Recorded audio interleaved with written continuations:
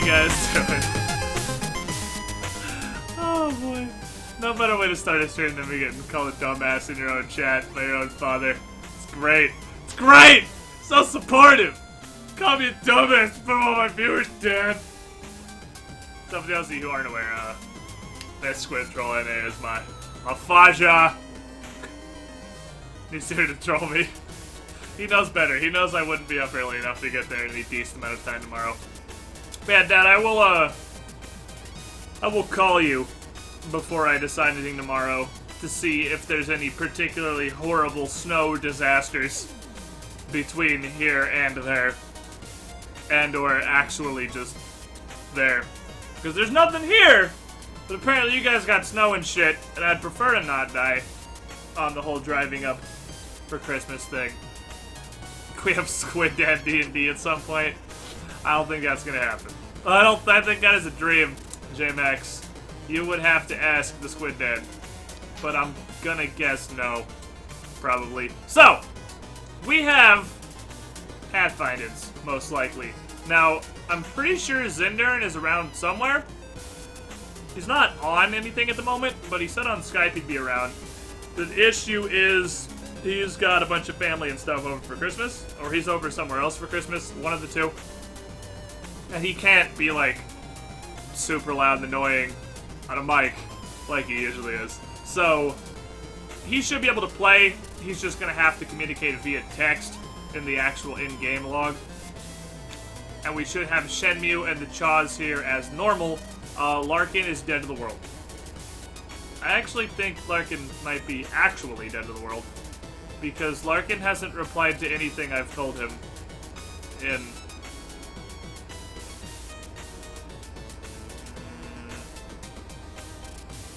since Saturday. He might be actually dead. I have not heard anything to confirm that he is alive in almost a full week, but, you know, it's 2 days before Christmas. The fact that we can even get 4 people together to play Pathfinder is a fucking Christmas miracle. So, let me unmute myself here. Hello, friends! Zindurn on roll 20. Yeah, Zindurn's on roll 20. Zindurn on a roll 20. So we should have everybody except Larkin. Can you guys hear me? Because usually I have to restart. We got everybody but him. That's a restart. I love Discord. Yeah, Discord is just fantastic. The standalone program doesn't work literally at all. And the web version, I have to restart to unmute. It's pretty great. Because it probably wasn't coming through on his end, and now it'd be around to it. Yeah. Huh? What's up? Look. So, we got Shmoo. Shemu! Hello? Hello! Alright, so we got Hello. Shemu, we got the 2 Chaz, and we have a text Zindurn, who I'm guessing... we can talk all the shit in the world to Zindurn and he can't talk back. It's a Christmas miracle. Well, yeah, he just has to do it through typing as hard as he can. Yeah, but I can ignore him typing. So God damn it. I love you, this is- Zindurn. This is gonna be beautiful. This is gonna be fucking majestical. Alright, so let me switch Christmas Pathfinder. real quick. Yeah, I'm actually surprised that not only we got this going, but that we have, This many people. yeah, everybody except Larkin, surprisingly, is the one that we're missing. That's The not really gay. what I expected. Alright, Dad. I will see you tomorrow, probably. Pending, Where's the gay? apocalyptic snow disaster. Probably sleeping? I don't know. He hasn't replied to anything I've sent to him since Saturday, so he might be dead. He might have gotten killed in a some sort of anti-gay hate crime. Oh my Well, God. he does live in our state, so that's very possible. Yeah. He seems like he's a little, unfortunately, south for how gay he is. He's in the danger zone. Down there. He's not in a southern cultural south city like ours, because like our city's very cultural about that. So. J-Max apparently is the unstoppable force of donation. Because again, And it begins. so this is actually probably one of the more creative donation messages I've fuck?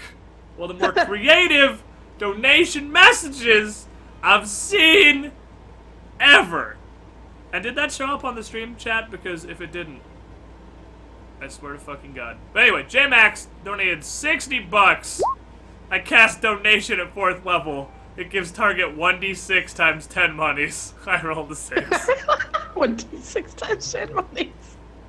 Might be the nerdiest thing I've ever heard in my life. Let me get you a big ass hat, J-Max. But it's awesome. Friend. It is.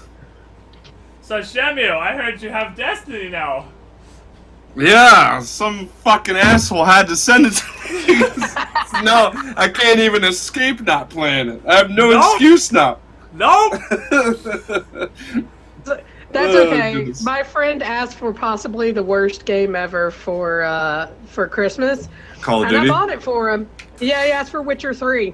Oh. And I was like, all right, I'm going to buy it for you, and you can be just as disappointed. I don't know what it is about that game. Like, I played the second one and got my ass beat, and I've never just get my ass beat in video games. And I'm like, I'm done with this. I don't care. I'm not playing it. I heard the second one was kind of boring. I played the third one, and I just got really bored because it literally just felt like X-mashing simulator. Yeah, well, that's what Ryan said, and from what we watched you do of it, and then other people that I watched literally showed how the first 2 Witcher series, like, the graphics were better. Like, there's all sorts of graphical errors and clipping and all sorts of horrible stuff, and it's like, where did the budget go? Where did the voice money acting for this game maybe? To? I don't know. Yeah, I have no idea. I mean, it obviously has some sort of redeeming qualities because people like it, and it got fucking Game of the Year for some reason at that sham show. You get to have sex in it, that's why. Yeah, I guess. It's got boobs and whatnot, but it just felt so shitty. Like, it's like at first when I was in the tutorial, I was like, oh cool, this is like the Arkham combat system, just medievally. Then I played it and I was like, oh no, this is a sad, desperate echo of the Arkham combat system where nothing is relevant at all and you just hit X a lot of times. Actually what I thought when I played it. Well, but that's what he wanted, so that's what he got. That's what he'll get on Christmas Day. The way they did it in Shadows of Mordor was really close, though. That was really good. Yeah, but Shadows of Mordor did it well. It's different, because Shadows of Mordor's combat felt fantastic. I love Shadow of Mordor. That was a really fun game. Yeah, it had the better... It was closer to Arkham. But nobody can touch Arkham, for Christ's sake. Like, J-Max says I'm tapped out for donations till February, though. I'm betting on a trip. J-Max, you've donated more than enough, my friend, for, like, a lifetime. Much less until February. But hopefully that is an enjoyable trip and not a shitty business trip. Or at least it's an enjoyable business trip and not just, a completely shitty business trip. I don't know. Regardless, hopefully that's not a sucky trip. But, let's catch up real quick here.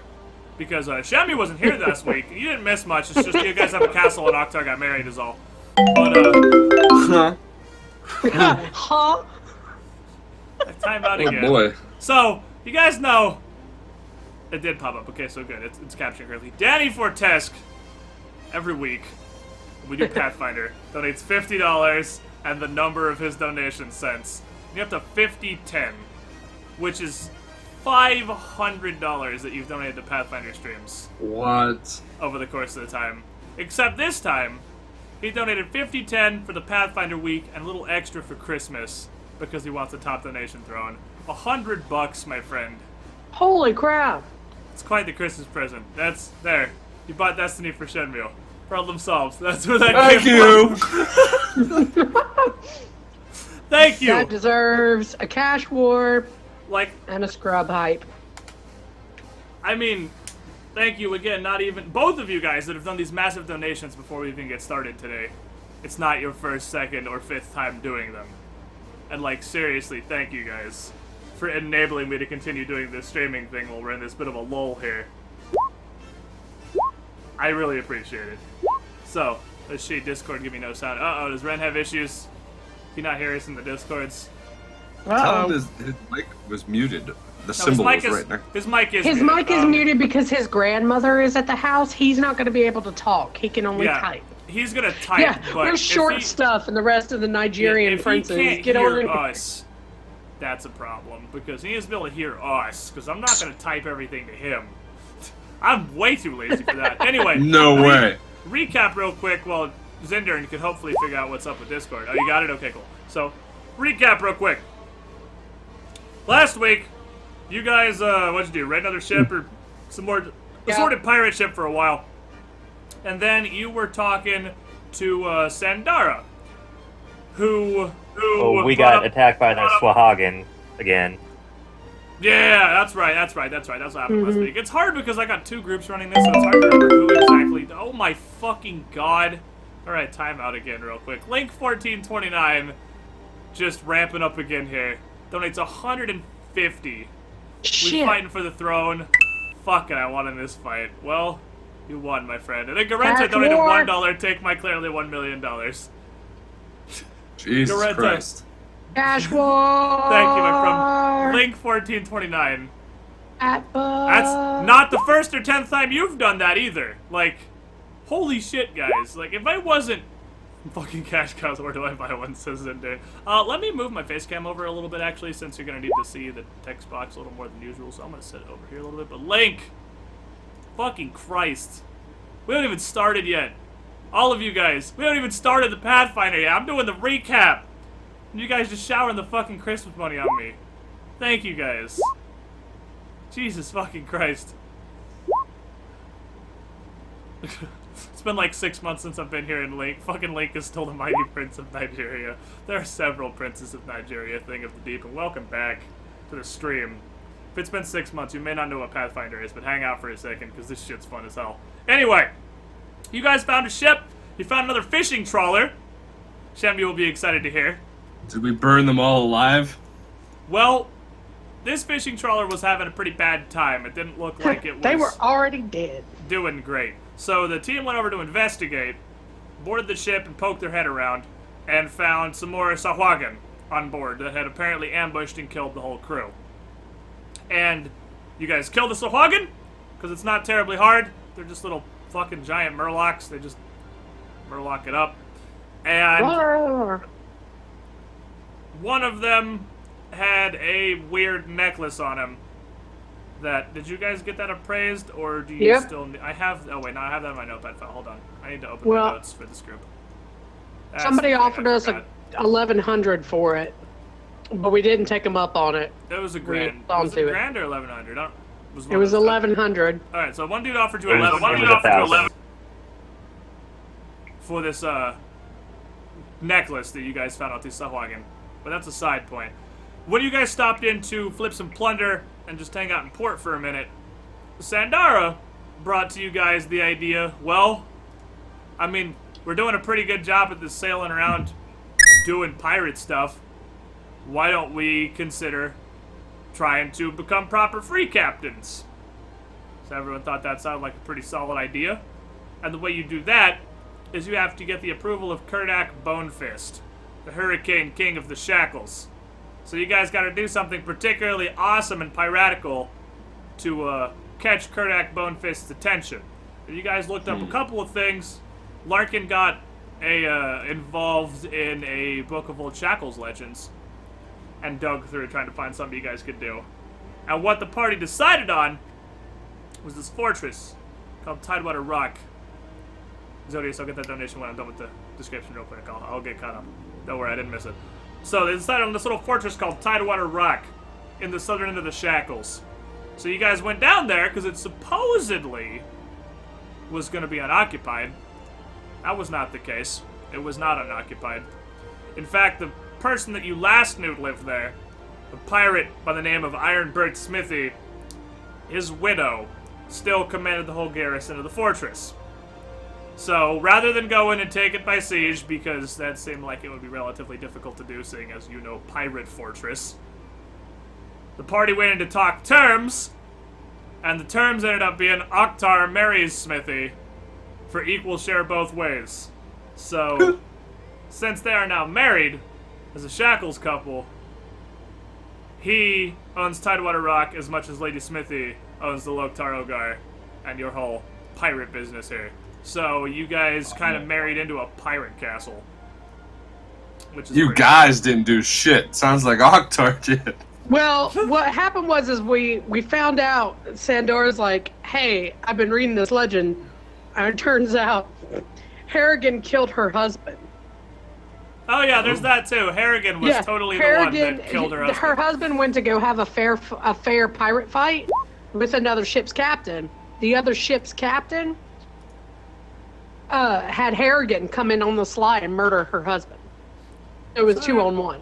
So you guys are not the first people Harrigan's been a massive dickbag to. Apparently he just kind of makes a living out of that whole thing. So using your mutual hatred of Harrigan is a pretty solid foundation for a pirate relationship. So Oktar's like, and fuck then I rolled a 20. Yeah, then, but he's a hobgoblin. It's like 36 diplomacy. Yeah, it's a Shackles marriage. This isn't like a real marriage. It's more like a sort of legal, we share our assets and whatnot kind of thing. But Oktar wanted that booty, rolled a hard 20 on his diplomacy, so he got the booty. Wow, he rolled a hard 20 he rolled to a talk hard somebody. 20 Good job. for that persuasion there. You're always 2 20s away from You getting see, laid. this is how captains are made. This is the stories behind it. To convince his new wife that even a Shackles marriage needs to be properly consummated. Oh, goodness. And the next morning he walks out and he's looking all smug, and I'm like, really, with a human? Really? Ugh. To be fair, hobgoblins are pretty human looking. They don't look that different. They're like slightly pinkish. She thinks I'm an orc, pinkish. though. But she does think you're an orc. She doesn't know any and better. she's as racist as Rosie. To Which be is fair, funny, she 'cause did doesn't- correct you. Or you did correct her, rather. Yeah. So, I mean, she's been told you're a She hobgoblin. thought that Larkin was our pet. She didn't know to he be was a fair, sentient monkey.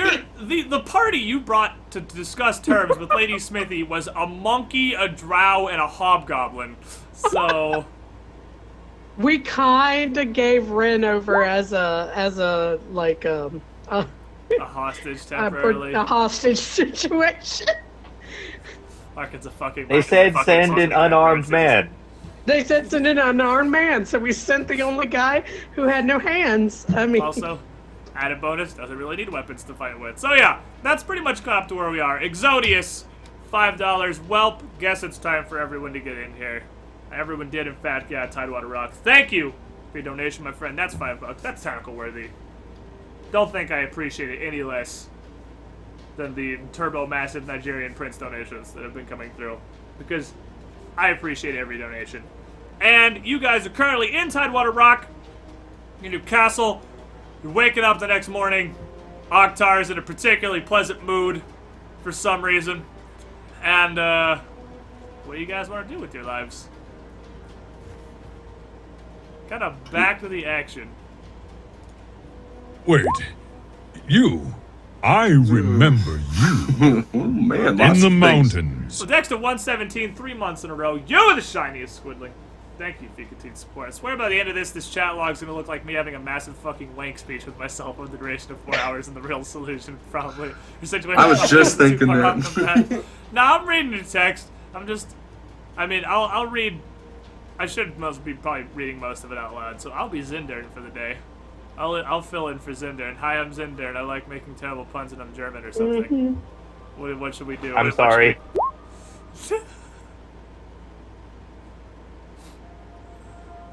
Fuck, I'm able to speak English for once? What? Can you not normally? Are you shitting on yourself? Technically. Stumbling Yeah. over words like a motherfucker. technically he does. Sometimes. What do you guys want to do? You guys have successfully taken Tidewater Rock. That's a pretty solid occasion. Kind of back to the piratical adventure, is it not? Yeah. All right, so are we legitimately going to go and try to find some of these buried treasures that we were reading about last week? Well, the problem is Larkin is your Shackles mythological expert, Yeah, I know. and he has disappeared for a minute. But I'm gonna put all these fucking things in a notepad real quick, so I don't need to keep flipping through 700 pages of PDF to find all these sort of things. So while he does that, chat, what do you want for Christmas? What? Who gives a shit? What chat wants. That's right. Their Christmas president's right goddamn now, and the name is Shinju. Coal. 36. You're getting coal for Christmas. We've all been very, very naughty. You stepped all over my line, Chalk. God damn it! Sorry. Alright, so Larkin's not here. So if you guys want to fill in, you do still have that book of legends that he bought if you want to flip through it. What are you after? Because there's like, I'm just gonna pile up 6 that are in here. And we'll call that the fucking book. So, of the 6 that are in this Shackles Legends book that he was looking through, it does talk about Tidewater Rock a little bit and the potential origin of where it came from. And it talks about 5 other things. It has got legends, the original legend of the Shackles, the first Hurricane King, the creation of the Eye of Abendego, and his legendary Treasure of the Storms.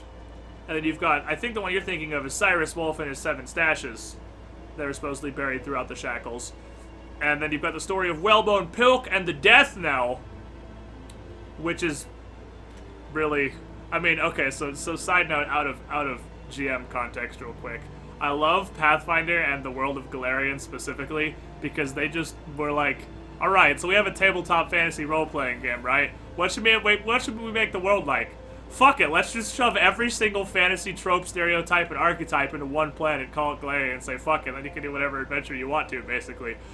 The Death Knell and Whalebone Pilk legend is pretty much literally the Flying Dutchman. Or the Black Pearl from Pirates of the Caribbean. Take your pick. Super flying zombie ghost ship.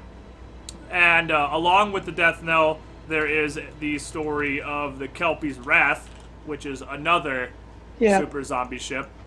And then the last 2 are the Tale of Skeleton Jack. And then there's one about like an assortment of various mythological sea creatures. Skeleton Jack. The Kraken. And a turbo sea serpent that supposedly stalks the Shackles. Well, I personally don't want to fight ghouls, zombies, and or skeletons without cold iron shit. So cold iron, what are your blessed shit or whatever you gotta fight? Cold iron is anti-demon.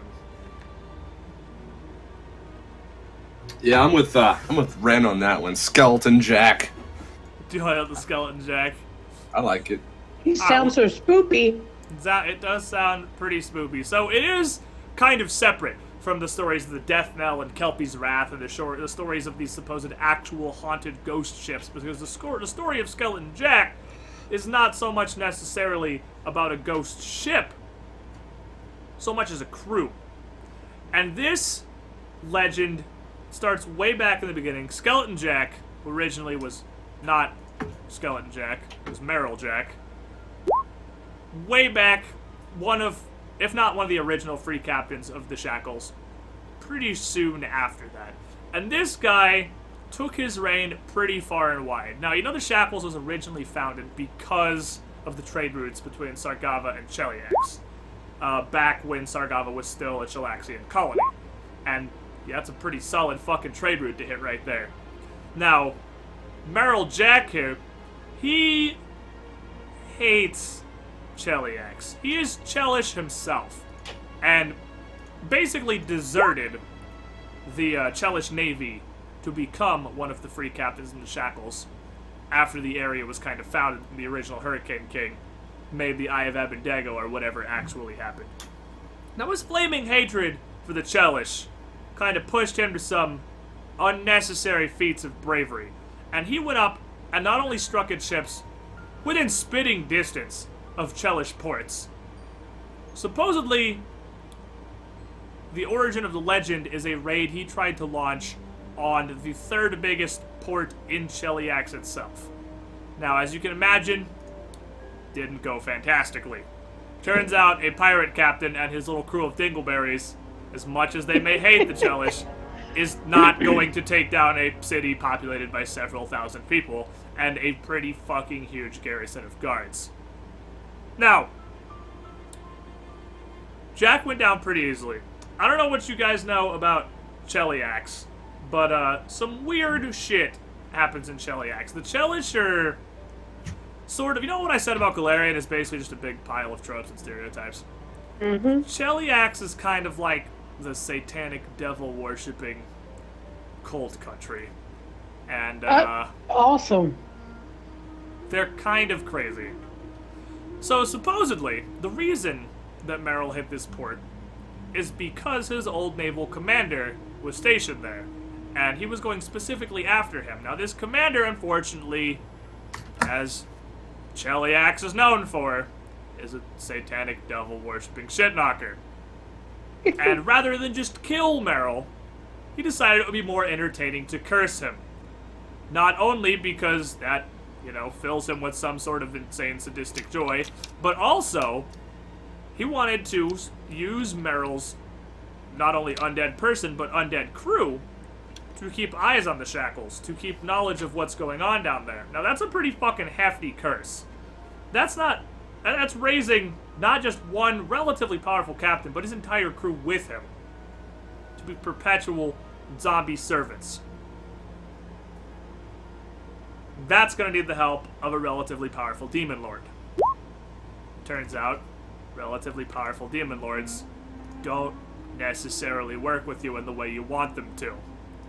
And what may or may not have ended up happening to Merrill Jack, because this is the part where the legend kind of splits into all the assorted folklore of the Shackles, is he got a little more powerful than his old captain bargained for. And the trade-off was the demon wanted to make everyone happy in some strange twist of fate, because demons are like fucked up genies and they just screw you over as much as they can. They're like, sure, I'll make this work for everyone. You get your zombie army, and the zombie army gets to kill you like you wanted to in the first place. The captain's like, well, shit. So, ferociously empowered, the now undead Skeleton Jack did successfully raise the port and burn a large portion of it to the ground. In the process, kind of lost their ship. Fire tends to do that. Upside of being zombie skeleton ghosts, they don't really need one anymore. So Skeleton Jack, as the legend says, came back to the Shackles because he wanted nothing more than to continue heading the Chelish. And the legend is not so much about the ship, like I said, but the crew themselves. They stalk the bottoms of the oceans on the routes between the Shackles and Cheliax, still trying to take down any Chelish ships that come by. And there are several citizens of the Shackles that have said, like even the story of more than one captain, that have had Skeleton Jack crawl up in their time of need when they've been caught in between a rock and a hard place, running from a Chelish pirate hunter. And Skeleton Jack just climbs up the side of the fucking hull. Does what he does best. Oh, Dunks on fuck people. yeah. And protects the captains of the Shackles. Now, there's nothing in here specifically about any sort of treasure or whatnot, but Skeleton Jack was a pretty successful pirate before this curse. And he kind of got taken out of commission out of nowhere. And no one's ever found the wreckage of his ship, which should have logically been in the shallow waters of the Chelish port. So, if someone were able to find it, surely it would be quite loaded. But there's no real good starting point for this, unfortunately. There's nothing but straight hearsay, and there's no straight answer as to where you could even start this search. They don't even name the Chelish port that he hit. They just said the fourth biggest way back when. Which was, like, what, a couple hundred years ago, and no one even knows if that's still a major port or if it's... Yeah. Could be the fucking capital for it, as much as everyone knows. Mm. How Skeleton Jack's under the surface if he has no muscles. Hashtag Illuminati. God damn it, Ren. You can shoot fire out of your hands! You questioning zombie ghost magic? Yeah. Ryan, did you ever talk to Zindurn about his curse? He didn't take that spell? Yeah, he kind of said he didn't want it. Oh. What? Yeah, he was, he replied to you guys in Skype. He said it's not like, it's just not great for his type of oracle. It wouldn't really fit with his alignment, I think is what he said. Yeah. Give other people crispy hands. Giving other people crispy hands would be awesome.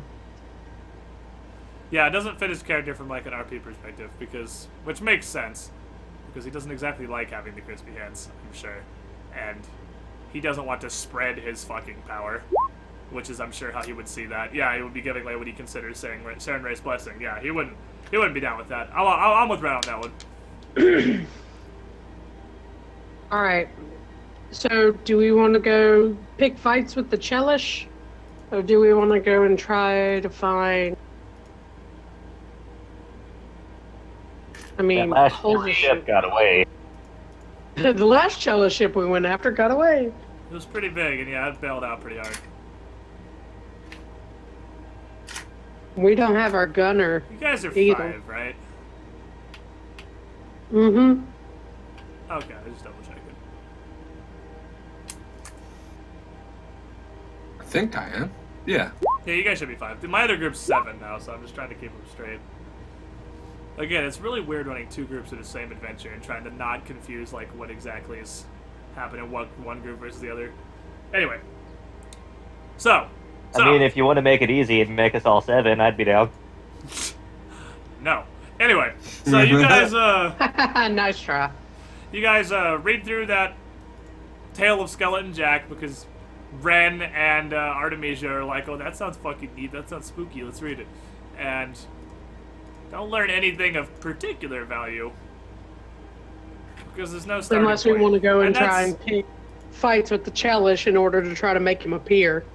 Yeah, and that's kind of the thing about old Shackles legends. If they're even true, the reason nobody else has hunted them down is because there's nowhere to like pick this up. There's no starting thread for how to get like how does one find Skeleton Jack or the Death Knell or the 7 Stashes of Cyrus Wolf like.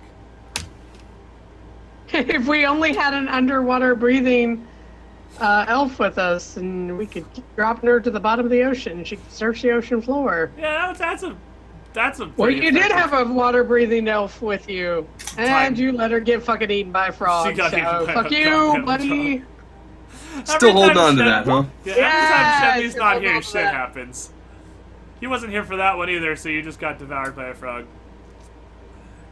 Because he had the agility to possibly... I think Yeah. Artemisia, shouldn't you? Oktar, and Ren are all part of the original crew, right? Yeah, it's just Yeah.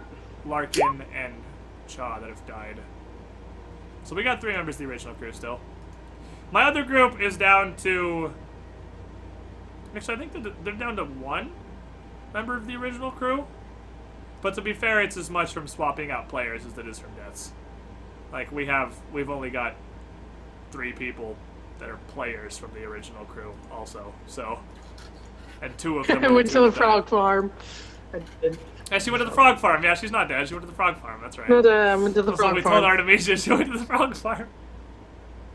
So, what do you guys want to do? You get up at Tidewater Rock, you go out to your ship, you study this little book of legends, look at Skeleton Jack's legend. You want to pour over another one, see if you can find something, or do you want to get heading out? Because you got, I mean, there's a load of shit in this book. All right. All of them are in kind of the same frame of, again, they don't have a real starting point. So, I mean, they all might tell you about possible treasures and whatnot, but not where to even begin getting to them. Can you throw the map up so we can look at...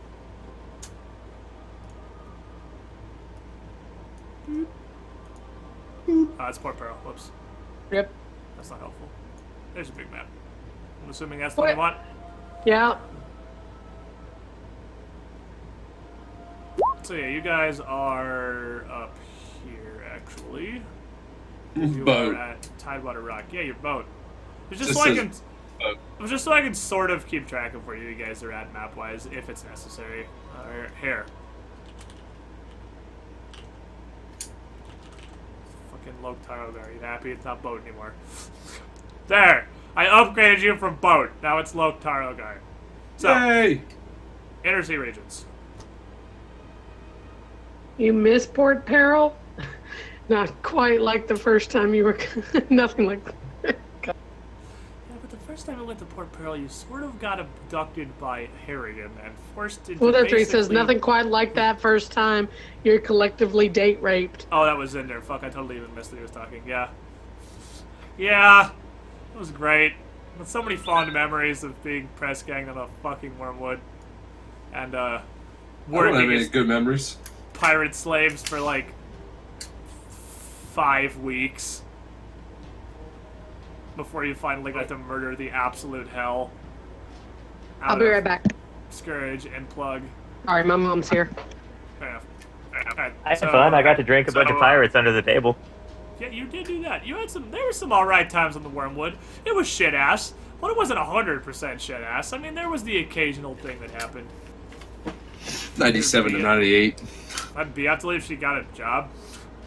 Is why it's not compatible with their playing time. It's nothing like.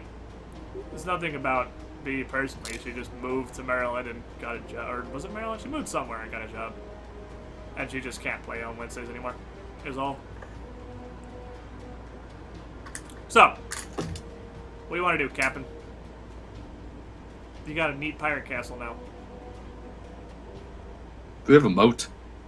Well, the castle is on an island that is somewhere in the general vicinity of 300 feet wide. So your moat is the ocean. That's all I needed to know. You actually do have a pretty cool moat because there's only one small, like, front door to the castle. It's not even like a big gate. It's like a standard doorway, just reinforced.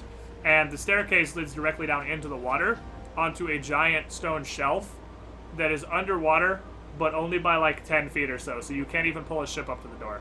So you have to pull a ship up to like 100 feet away and just take longboats up to the door and come in. So it's like totally unassailable turbo pirate castle. And it sounds like it's very defendable, which I'm Yeah, sure will come into things That's later. what unassailable means. Yeah. I know. Vocabulary, which every 36. Hey, I know! Okay. Alright, maybe I might have been thinking unassailable, like pirating the ship right up to the front door. But then I put it You together in my literally brain. unassailable, like you unsail to the front. S-A-I-L-able. door. I know. Like, say, okay. It's okay. I'm okay, getting beer. We all I hate believe in you. I still hate you. Oh boy. You tried. See you later, Aragon Rider. You have a good night. So, anyway, is Captain still here? We just lose Sheet-Shaw or we lose both shots? For a second. I'm still For a here. second. What do you want to do, Captain? It's caught you on your boat. Your crew wants to do stuff. It's literally a place called the Jungle of Hungry Trees. Yeah, maybe not go there. Is the thought. You guys... No, actually you didn't. Never mind. I mean, you would be aware that plant is an entire classification of monster. But, like, there's like 7 or 8 subtypes of monster, and plant is one of them. So, maybe not the Jungle of Hungry Trees. Because they're probably literally hungry trees. This is like literally a fucking ant moon. Except they'll eat you. I don't know what the Jungle of Hungry Trees is, but it sounds like fuck. We could go and feed the trees.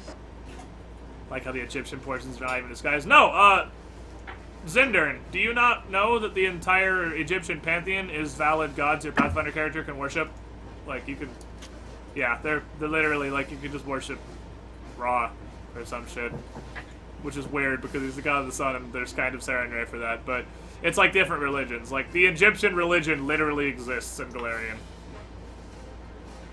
That's this whole, like, Osirian place in Thuvia. That's just sort of like Egypt. You can go do Egyptian stuff. Anyway. What are we doing? We're hanging out in the ship right now and just chilling. Sorry, I was getting Christmas stuff squared away with my mother. That's all good. So you guys have captured a pirate castle, which will maybe get the attention of Kurdak Boneface, but it's literally the next day. And, nothing. So the main objective is to get the guy's attention. So what are our Yeah. options as to what to do that with? Because... I mean, the options were to go find some fucking big-ass treasure or go take some, like, ridiculous... Like... Well, I mean, also just continuing piracy and growing Continuing infamy, because, piracy, I mean, again, your taking infamy a bunch of big status stuff, turning over the literally- plunder, and then going and going and working on our prestige. What is it? The infamy. Our infamy. Because you You got almost 8 say infamy right prestige. I almost said prestige. Yeah. now. You have 8 infamy right now, which is like people are starting to have heard of you. Like, you can pull up to a port, and there's probably some people there who have heard of the Lactaro Gar. You're not well known by any stretch of the imagination, but So the question is The at name is what getting point? How many more ships do we raid before we feel big enough and safe enough to go back to Blood Cove after we rob the Illuminati? They might not know that we did that. hey, you didn't kill everyone on that ship. Oh, Shemmy, were you did. there for robbing the Illuminati? Yeah, Yeah, didn't we good chase him idea. forever? Okay, you were there for that. I thought so. I thought that was the day you were here. 'Cause like that was a- like the one. Oh, we changed how ship combat works too, so it doesn't take 2 hours anymore. You might Yeah. enjoy that. Oh, thank God. We do quick ship combat now because regular ship combat is really forever taking. He was Alright, there for robbing it. He wasn't there for selling the stuff. Yeah, they took the stuff down to one of the places down near Sargava and sold it down there. Same horror, right? Sanghor, yeah, I'm pretty sure it was Sanghor. I wasn't positive, but I think it was Sanghor. I'm sure it was With Sanghor. I'm the sure it was fake Sanghor. trade Like, you've really left plunder as Sanghor. You could always just stop by a port and just make some infamy rolls and just try and We get could some do stuff that going. too. Do you have I'm fine with that. Because I feel like you have Craft Defender. I don't know when the last time... No, because you just barely stopped into town, actually, when you bought the book. That's right. So you were just barely in Quint. Not too long ago. You pretty much went from town to Tidewater Rock. Get the shitty Illuminati. What are we doing? We went by I don't Quint. know, we waiting for the got captain to decide the thing to do. He's just kind of hanging on the ship right now, just Living the doing life. stuff. Be like, Find a local lore master. locate yourselves a librarian. I not bad, locate yeah. some. Okay. You can do that. You could stop into Quent or some shit, one of the bigger places. Yeah, You why could don't we even- do that? You could even go to Port Peril, and We can do that in Port Peril. Let's go to Port Peril and do that. yeah, try to find some sort of historian, and see if you can get some information, because information is absolutely a commodity that can be purchased in the Shackles, and really anywhere in Galarian, because we're talking like Before we do that though, do we have any actual money to purchase said information with? We have a whole whopping 450 gold. that's Or a- as fuck. realistically, that's a lot of money. I mean, Okay. in Pathfinder, like, the player characters are pretty obscenely rich. I mean, because you're raiding ships. An entire ship's hold worth of trade goods is worth, like, 2,000 gold. That's, like, an entire fucking Kmart. Like Kmart imagine sucks. you guys are attacking literally, like, a semi-truck full of fucking Walmart goods, and that's only 1,000 or 2,000 gold. Like, 450 gold is a lot of money. Because if you look at it doesn't seem like a lot because you guys are generally in the business of purchasing, like, legendary fucking artifacts and magically imbued god-slaying weapons. Because when you look at the realistic cost of things, I mean, a stay at an inn for a night is like a silver. A gold's like $100. Like, a gold's a lot of money. All right. So yeah, let's go on up to Port Peril and look for a lore master, librarian. Alright, so you guys are like, hold on, crew, we're gonna do research. So we can the most piratical of all activities, we're going to the library to do research. So we can maybe figure out how to impress Bonafest. You guys sell your happy asses over to Port Peril. It's probably 2 days or so from Tidewater Rock. And you pull in, get moored up, and you begin your hunt for a lore master in town, a historian of sorts. So, why don't you go ahead and make a knowledge local check? Or diplomacy to gather information, or whatever it is you want to do here.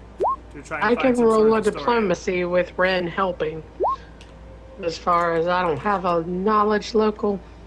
I got local. And Do it you? blows. Do Not you, this though? local. Yep. Yep. I gotta get it out of the way early, motherfucker. Shut up, Ren. Who knows nothing now, asshole. Okay. You just keep putting Vaseline on them fucking burned ass hands of yours. Oh shit, Oh, son. boy. Alright, so let's what about the 31?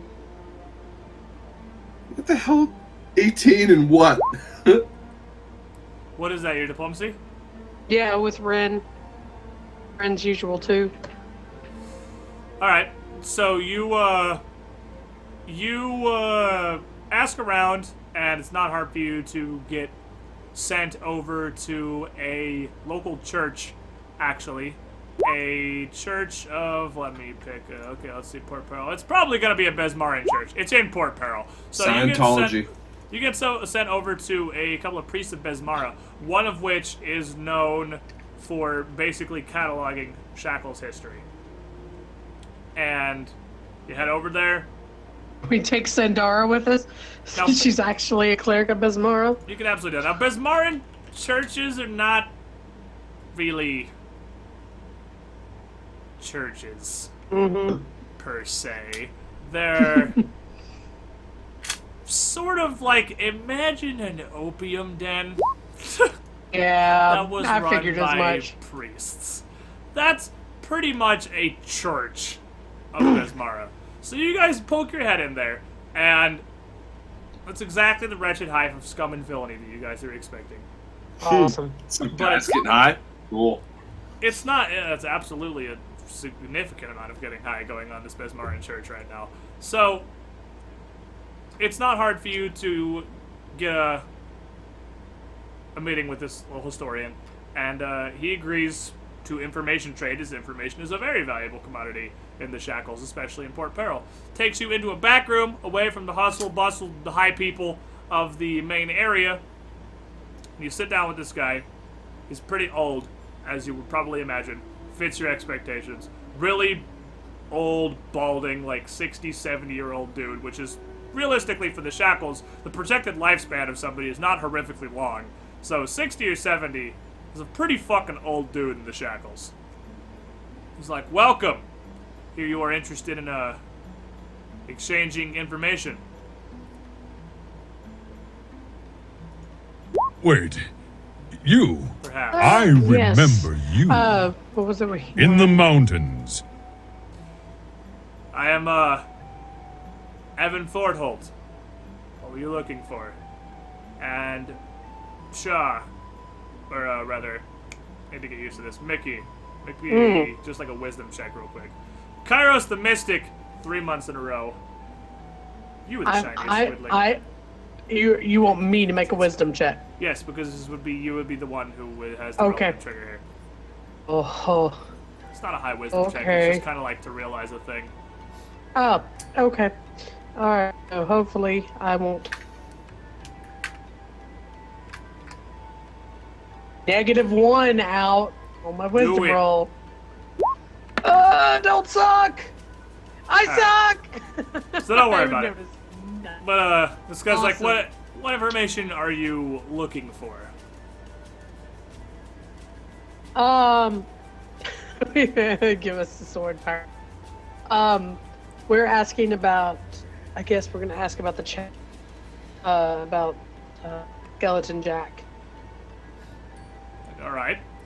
And for payment, are you exchanging information of your own, or are you just looking to pay? Ooh. The information of our own. That's so much cooler. Okay. Okay. What info? Could tell them trying to read Zindurn and trying to think of what I want to say at the same time. We could trade in information. That would be fine. Alright. Fantastic. Now you, not much goes on He points at Oktar. Not a whole lot goes on inside the Shackles, especially with its aspiring crews and captains that I don't keep track of. I mean, I'm the closest the Shackles has to a proper historian. So you are the captain of the Loktar Ogar, correct? I am. Excellent. I think we could have an excellent exchange here. So what are you wanting to know about Skeleton Jack? We were interested in the legend of him attacking the Chala.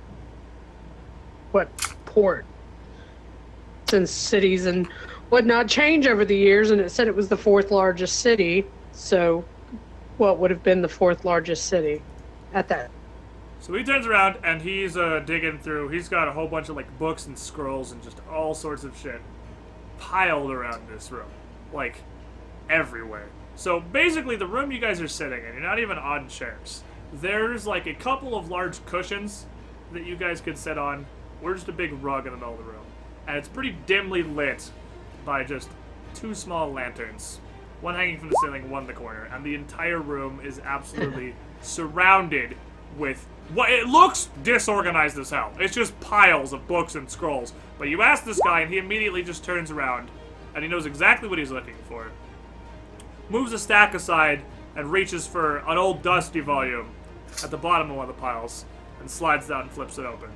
It's like, well, the tale of Skeleton Jack originated around 160 years ago. At that time, if we look through these Chelish records here, if we're going with the literal interpretation, the 4th largest port in Cheliax would have been Westpool. However, this is legends and tales, so going off of hearsay to hearsay.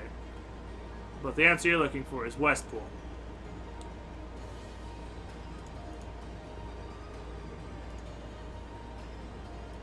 When was the last recorded sighting of other pirates having Jack come fight alongside them while they were... Now, modern stories come and go. Skeleton Jack is certainly not one of the more popular ones, as it doesn't directly lead to any hint of his treasure or any of his personal booty. In fact, there are several who believe that Skeleton Jack himself was a very poor man, didn't have much to his name, so not many hunt after Jack. Still, people claiming to have had him rush to their aid has been used as embellishment in many a tale, as there's no tracking any sort of consistency or most recent story of that. Now, for exchange, the Loktar Ogar, a ship coming fresh out of Rickety's, was surely squibbed from something else originally. What was your ship called before? Oh, that bluff check. Sense motive. Can we do that? Do it. If you know his Do it motive, since his we're- motive is information is valuable, and he's exchanging information with you. Yeah, but fucking friend or foe, depending on what he wants. Plus the woman's promise. He just wants The woman's. That was Promise. My bluff is 12. We're trying to bluff. Okay. I'm gonna... Do you bullshit want to this tell guy. him what it was? Tell him what it was? I mean, don't. Oktar. Mm. You not talking, or am I not hearing him? I don't hear him. He's not talking, or Discord's busted.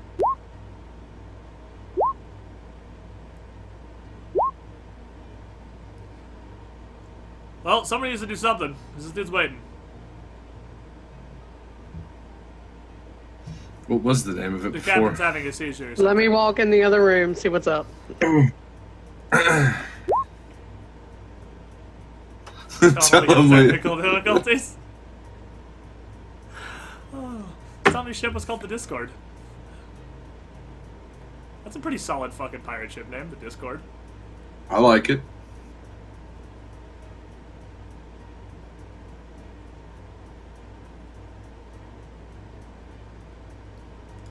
He got disconnected from Discord. He'll be back in. I like how I can put stuff in chat as anybody. Yeah. Zindurn, bluff or tell him the truth.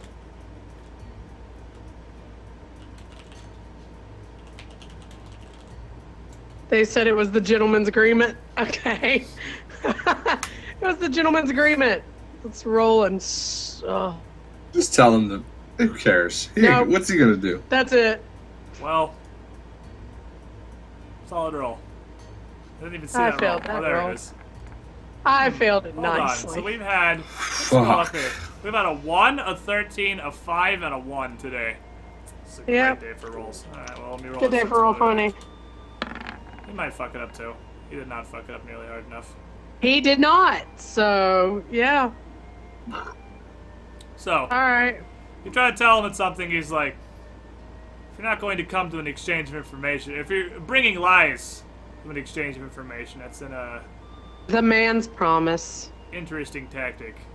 Like the man's promise. Well, that's quite a peculiar turn of events for that particular ship. Interesting. And he writes that down in a little scroll that he has close to him that he keeps on a small little end table. He just kind of scribbles a few lines of script on that scroll and turns back to you and he says, alright. Fair trade So so my far. question is, how much does it cost for us to keep you from telling Harrigan that?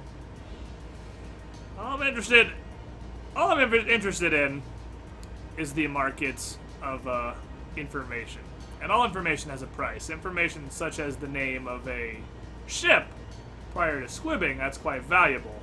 So, someone would need to be very invested and already suspicious of your ship to possibly come for something such as that. So, what happens, happens. No guarantees. But I'd call us even so far. Is there anything else you were interested in knowing?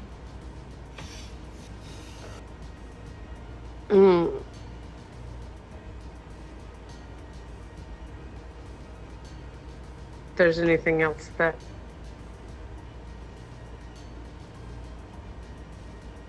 Hear him? Let me find the pirate sword in the stone. We know Pirate Merlin has it. I don't think that's the thing. I love that there's two people who Discord functions for. Well, it functions for me once we figured it out, why it wasn't working on this Yeah, computer. you're Once one again. of the two.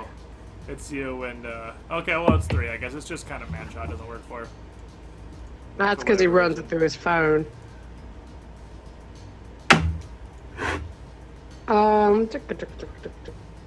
Zindurn. It works for me. I just don't know why this headset echoes on Discord when it doesn't echo on anything else.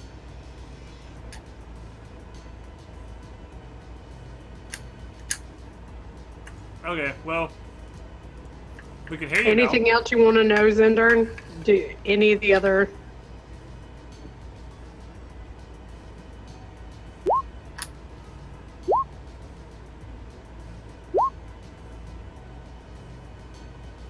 Yeah, let's just go to the place and Okay. Zindurn wants Well, to go I to West guess... Pool and hit some motherfuckers.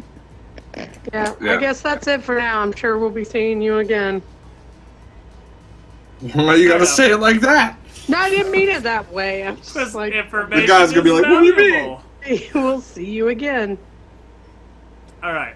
Unless, actually, unless we have one more tidbit of information that we could trade for you, and then maybe you can think of something equally that you think we might need to know. Oh man. Yo, ManCha, say something real quick. Okay. You're blisteringly loud now. Let me turn you down. Okay. Problem solved. Alright, anyway. He's like, that's fair. I can surely judge the price of anything Yeah. you're willing to share. Like you said, we are newer. It might be of interest of our latest alliance that our captain just got married. and that would be to whatever, and is now the Lord, I guess, of Tidewater Rock. It's not particularly valuable information. More of gossip, I would say, but worthwhile nonetheless. So, let me think. We have one more bit of info. We know it's Efrax's true name. God fucking damn it, said name. Well, that's good. So He was killed years ago, before Artemisia was even born. Yeah, that was a long Yes, time. yes. Nobody knows. You don't know what his real name is. So he kind of looks around at some stuff and he's like, well, I suppose gossip for gossip is what I can find. The name of the Loktar Ogar is starting to become at least slightly well known throughout the Shackles, and not for the least because one of the free captains here, Merrill Pegsworthy, seems to frequently speak quite well of you. Ooh. Well of us. Yay! Merrill's hyping us up. That's good. We'll have to find Merrill and give him some Fuck hugs. that. Let's find him and burn his ship to the fucking ground. What? What happened? We're pirates, right? Not to the other free captain who's trying to make it so that we can be free captains too. He's the one who did the thing to the ship and gave it the blessing. Yeah, he christened our ship, dude. Oh, yeah, I like that guy. The guy from I was about to say. Guy after the bug fight. After the bug fight, yeah. After the bug fight. After the bug fight guy. Yeah. I was hiding. He made it proper Catholic. Oh my god. He's a fucking bro. He's a fucking bro. All right, well, let's go ahead and raid some cello ships then, and then maybe we'll go and do a thing. All right, so you guys wanting to head up to Westpool and try and just kind of hit some ships around Cheliax? Captain Jack. Sounds good. We probably need to make sure we get enough rations. Yeah, that's going to be 3 quite weeks. the journey to get up there to Cheliax. Yeah, we got 3 weeks worth. What do we need? First Cheliax, let me see. Cheliax is probably a solid 3 weeks away from where you guys are at. That's quite the sailing journey. However, if we hop over to the big map real quick, like, there are certainly places you could stop between there. Most In between. Specifically Rahadum, you could stop in and resupply it, because they certainly have trade outposts that you could use.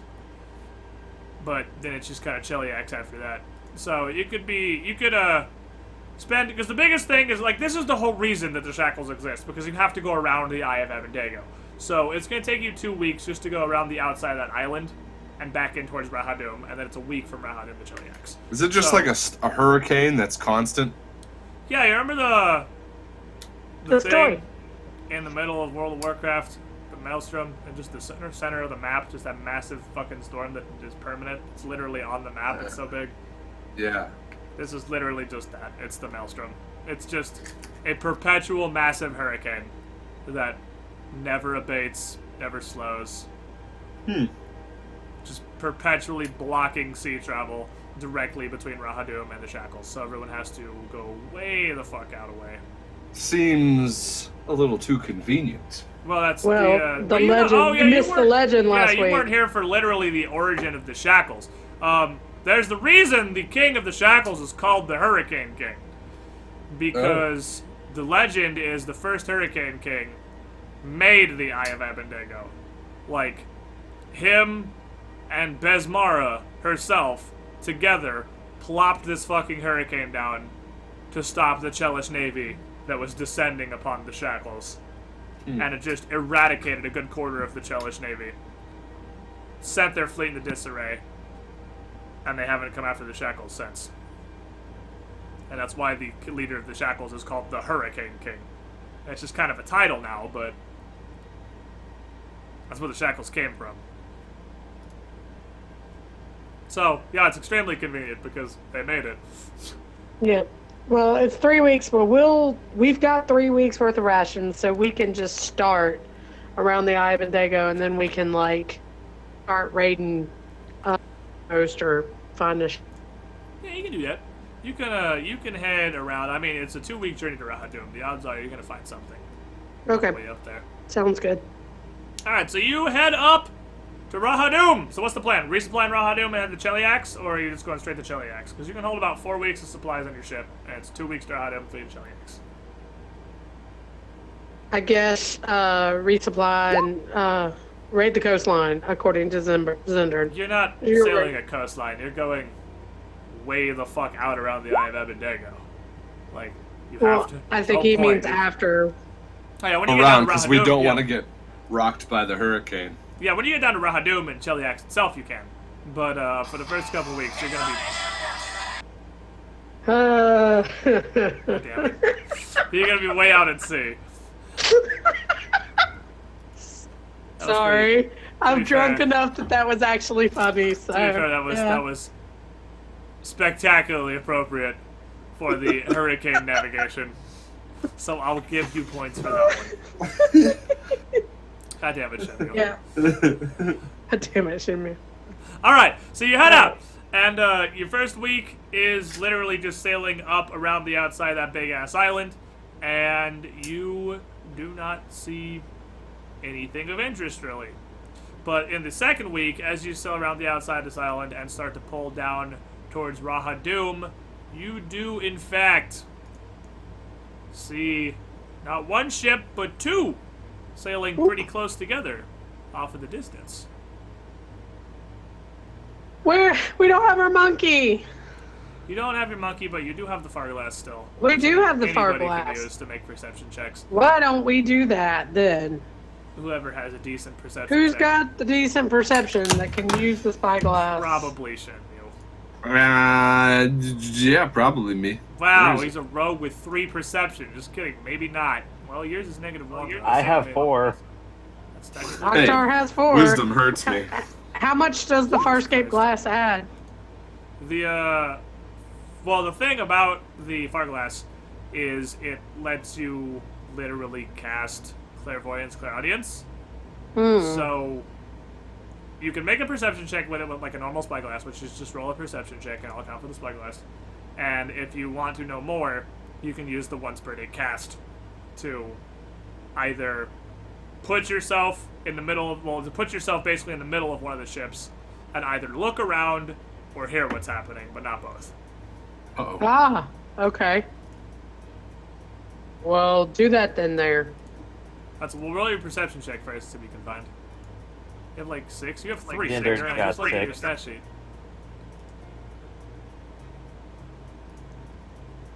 Unless it's not right on your stat sheet, because you absolutely have 3 perception.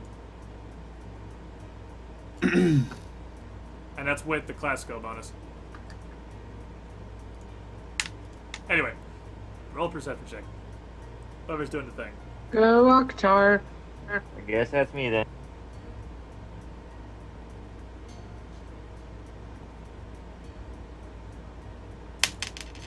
Oh, it's pretty on linguistics, fair enough. Hmm. You gonna roll them dice? There it is. Alright, so 16.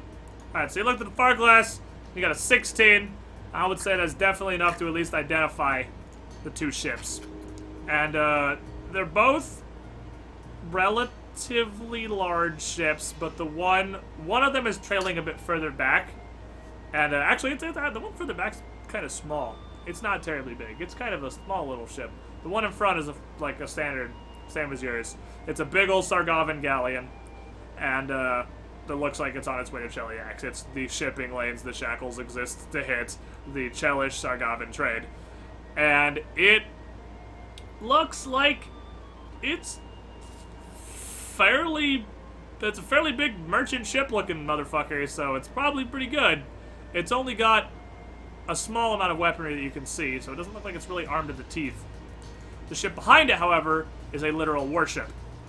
It's not big, like I said, but it's small, compact, and very reinforced. It's a type of ship called a Drekker, which is basically meant to be a small little battleship. You know, a ship kind of ideal for running people down and committing piracy. and it is definitely flying the Shackles flag, and it's definitely a pirate ship, but it's definitely running down the ship in front of it. Ah, okay, so it's not an escort. Right. I thought it was an escort mission at first. That's the Apparently- opposite of an escort mission. Enemy pirates. Now, here's the question, though. Which one are we going after? We could go after the pirates, which would be just fighting them, or we could go after their target, which would be a fight against them and then the pirates, or at the same time. Or we could wait and see how this goes, and then jump on after it's over.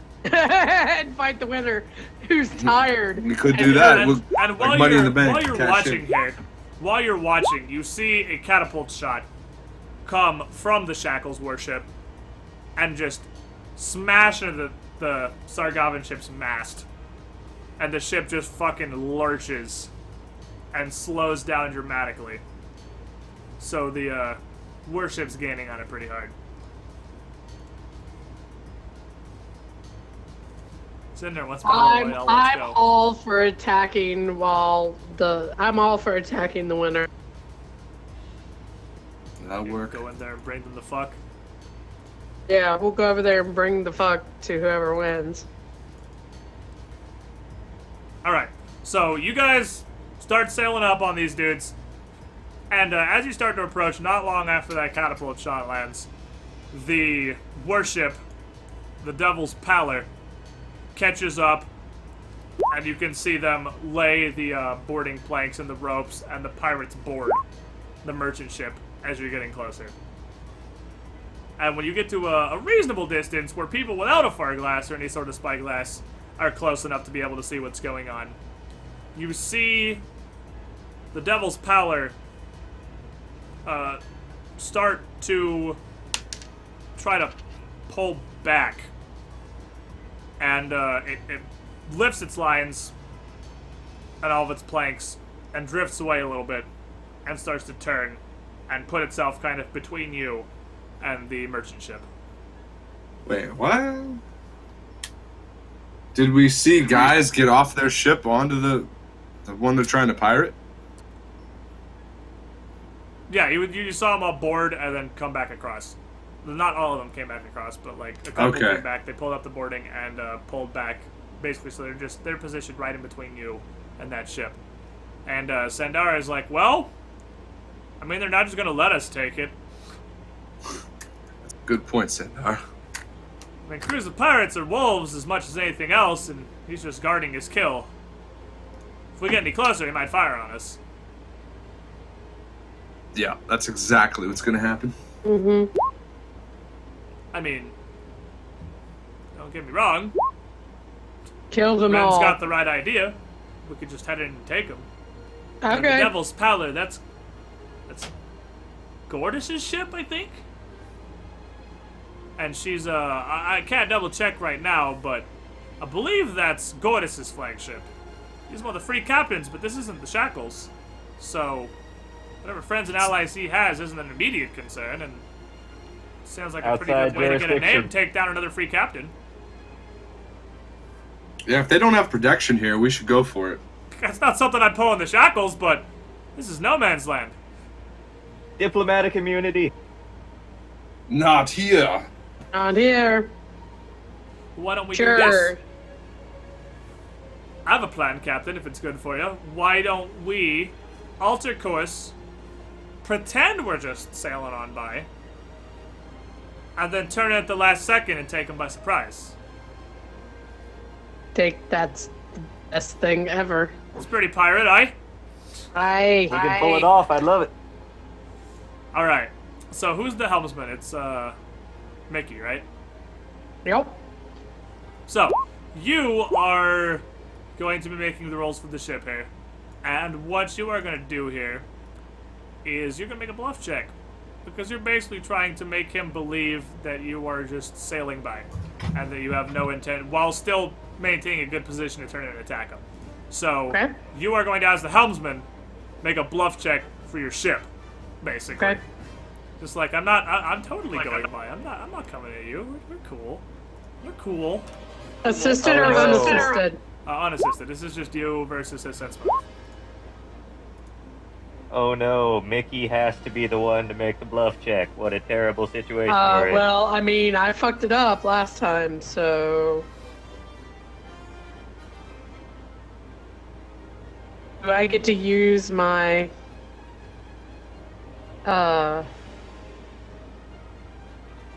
You get to make a bluff check.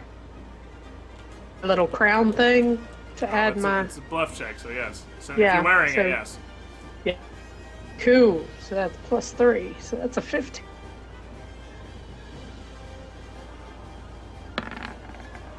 Well, at least you have plus 15, right? Yeah. You can't all be shit rolls, right? I was wrong. Alright, so you try to... Basically, you're trying to skirt by, like I said, make it look like you're not going straight for him while keeping a good position. But, Gordis is buying 0% of your shit. And he opens fire on you immediately. So! Full initiative, Cha. To your ship. We're gonna keep doing the quick combat here. Alright, well, your rolls are still awful. So, he wins initiative, and he immediately opens fire on you when you are about 200 feet away. And a catapult shot comes lurching towards you guys, as well as a salvo of ballista fire. So, let's see. He lands the catapult.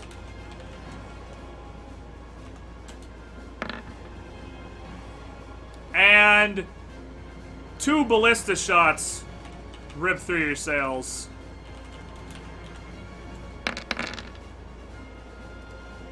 And your sails take 21 damage. Which I didn't. Fuck, I didn't put the goddamn editable health box. Son of a bitch. But you still have the. You have the neat little one over here. You have this little shitty one down the corner still that you can keep using, I guess. But I can't edit that. Oh yeah, I have to edit that. Fuck. Let me do this. And they never got edited after we got it repaired. It's okay. Why is this all the way the fuck over here? My ocean battle thing is really fucking far away.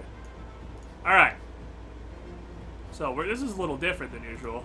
Because you are headed directly at these guys. Who are fucking broadside. And you are, like, that far when he opens fire. And there is also another ship. Which is right here. Just fucking crashed out. Alright, so you did get it fully repaired? Yeah, when we went to Rickety's. Okay, that's right. And that puts you at 16, 20, and 360. I'll just keep keeping track of it on this map for right now. And then you take 21 damage to your sails. And this catapult nails you. Everybody roll a d12.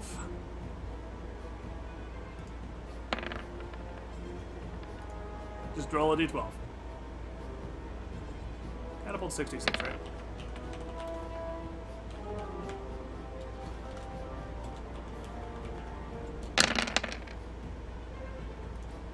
Ship takes 21 damage too. Alright, nobody rolled a 1. Solid. So, the catapult crashes into your ship. And there are... There's one crew member unlucky enough to be in the way, who gets just straight annihilated by this catapult ball. But it doesn't land on any of the party members, fortunately. So you guys are all good to go. Chai, you're up. You're currently moving 60 up on these guys, who are not currently moving. They are just sitting there between you and their ship, just firing like crazy. Ram 'em right in the fucking side. I had to ram them. Yeah. Can we pretend Larkin is there? How close are? I mean, other people can fire the guns. You don't have Larkin right now. Yeah. But you are currently about 200 feet away, and if you make a full move action, you would be... Well, how far are you? You're 2 move actions away, which is 270. Yeah, you're 270. And even at just speed 60, you could move up 4 tiles, and then you'd be half that. You'd be 120. which is in the second range increment for ballistas.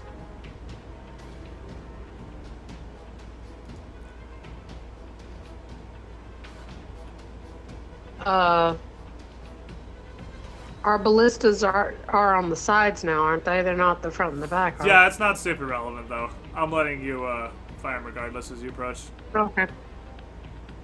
I'm letting you just fire, because we're doing simple combat, so you can fire half Okay. on both sides. All right. So I guess we'll move forward the one so that Zindurn can throw a fireball at the actual... Okay, so at 120 feet away, can you reach the... you can reach the catapult with Flaming Spear, so yeah, absolutely. And let me go ahead and just roll a reflex save from the catapult crew. What's the DC? And then also just roll your damage, because it's either going to be all of it or half of it. Oh, because it's... Never mind, it's reflex negates. Is it... It's higher than 15, right? Because you got a 15. If it's higher than 15, roll your damage. I'm pretty sure it's higher than 15. Yeah. So roll your deeps! Alright, 9 damage. So Ren summons a Flaming Spear. Now the ship isn't moving right now, so you get to actually do this properly. He summons up a Flaming Spear, and it scorches one of the members of the catapult crew. You always do 9, which is horrible, because that's not super awful. I mean, 10.5 is average. It's below awful, but it's not... I mean, it's below good, but they're average, but it's not, like, super duper awful, but it's pretty bad. Anyway, scorches one of the guys, and he kind of jumps back and stops rearming the catapult, which is what he was just doing. That's going to go to them again, and that's going to cause the catapult to take an extra turn to get reloaded, because it's down a crewman. Can we shoot our guns? Oh yeah, you can shoot your ballistas too, go for it. Who's going to shoot the ballista? What do you have, 2 ballistas, so you can shoot 1? You're making a ranged attack at a -4 non-proficiency penalty, because you're not proficient with ballistas. Shenmue would be the best at it. Yeah, because it's a dex, right? Yeah, it's Dex plus BAB, it's just a ranged attack. So Shenmue would be rolling 4 at +4. D20 plus 4? Yep. Good thing ships don't have terribly high AC. This one's got pretty fucking low, actually. Jesus. Away! Boom. Oh! Stein. Nice. Roll again, because light ballistas crit on 19s. So, roll to confirm. You can totally crit ballistas. And... Fire! Oh! Yeah, that's a critical ballista shot. Are you hitting their sails, or what? I mean, they're not moving. You might as well just take them on the... Yeah, I mean, why would I be shooting at the sails if they're not moving? I wouldn't even think about it before I shot, so it's Alright, probably just at the ship itself. So yeah, roll 66. 68, my bad. 68 is the critical ballista damage. 68. Good thing catapults can't crit, right? And damage. See a lot of 1s and 2s in there. It's a 19 though. So 19, and they are hardness 5, so 14. So you got a pretty fucking solid shot, but still, that was a fucking awful roll. There was one of those dice was above average. 1, 2, 3, and 4 are all below average on a D8. You got 1, 2, 2, 3, 4, and then a 7. Holy shit, that was awful. Oh well. It's still a crit, though. That was a crit. It was a crit. That was a crit. It's a pretty solid crit. Fucking D20 doesn't like us today. Alright, and they are going to fire their broadside ballistas again. It's all because Octari rolled a 20 to have sex. He's cursed us now. He's used all your RNG for the day. Oops. And that is supposed to be... That's a 15. That probably hits you. It does. Yeah, your AC is 13, so... Alright, they sent another ballista bolt through your sails. Just like, fuck you, back off, stop it. Quit being assholes. And that's how you roll 68 right there. Fuck. So your sails take 35 damage. So We're they gonna be are fucking... penetrating your sails pretty fucking well. But, it's your turn, and you can absolutely ram them. I think we absolutely should. Alright. Well, should we fire ballista before we ram? I'll fire. I'll fire. I guess I want to summon and shoot ballistas before I ram them. Alright, so the other guy bailed out of the fireball. But you can use your move action to continue just rolling it around the crew. And he's gonna summon another fireball. So you have 2 fireballs on the catapult crew. Just like, stop fucking shooting! Fireballs! Alright, so I'll go ahead and roll. Yeah, you can't move, so you're just rolling it around the fucking crew. I'll just roll like 4 reflex saves. What's the DC? Just for reference, because there's 2 16s in here, which at +1 is 17. Alright, everybody failed, so just roll your fucking damage. So the entire catapult crew, I mean, it's not super. Don't worry about rolling damage, because it's not really relevant.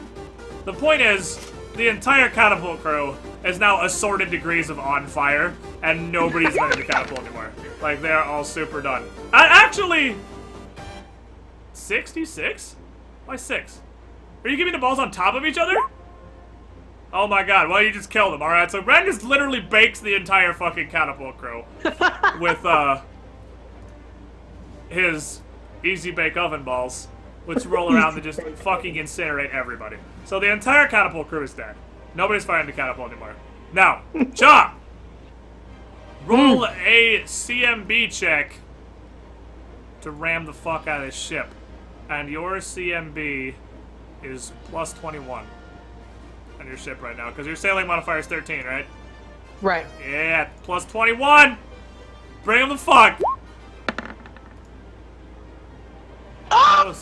That was a hard 20 and then just noped over. Alright. Fortunately, that beat their CMD by 1.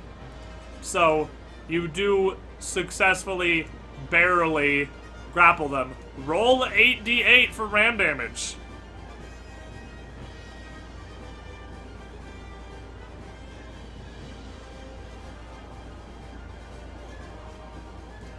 Roll 8d8 for wham damage. That's a pretty fucking solid roll. Alright, so 37 to their ship. And 18 to yours. Because you take half ram damage.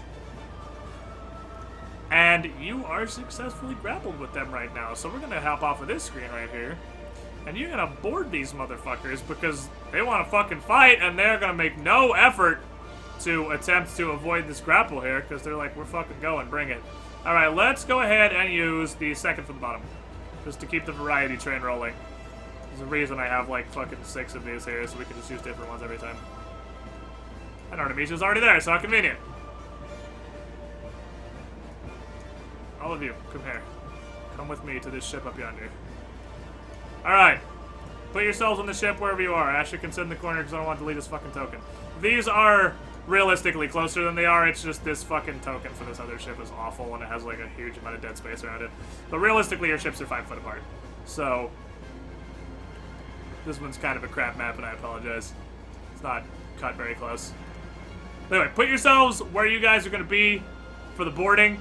Zindurn's fireballs are absolutely by the catapult, which is in the rear. So Zindurn totally still has 2 fireballs. Just kind of rolling around. Doing dumb shit. And as you were coming into Ram, the captain is not at the wheel because he's not moving the ship. So he is just down here ready to fucking meet you guys. That's gonna be this dude. Get his fucking pick in here real quick. We're gonna have a hobgoblin off today, boys, because Gordis is a hobgoblin. Oh yeah. Right there. Yeah, Hobgoblin on Hobgoblin crime. Alright, and you guys are gonna roll some fucking initiative. And I'm empowering my Shroud of Water before we go, so that's I already put the non-lethal on there. Yeah, you guys have a bit of prep as you're closing in. Whoops. That's not how initiative works. It's because it was still on the 8.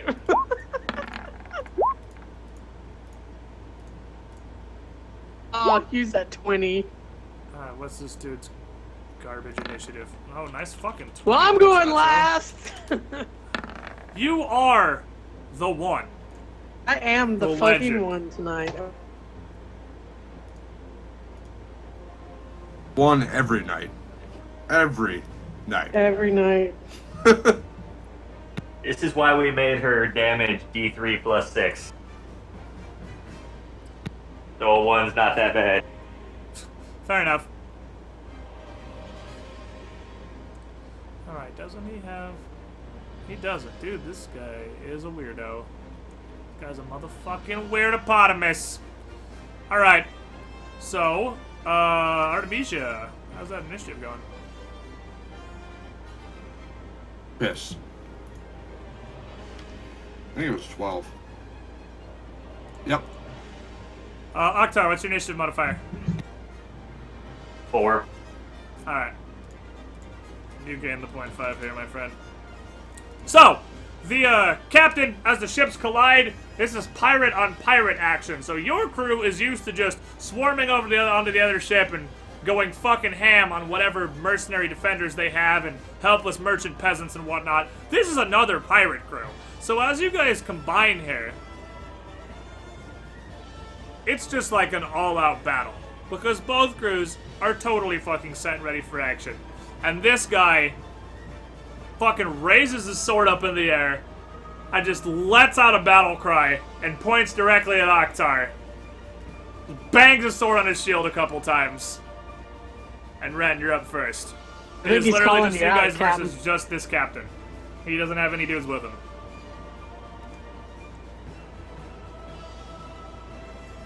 That scares me more than if there were other dudes.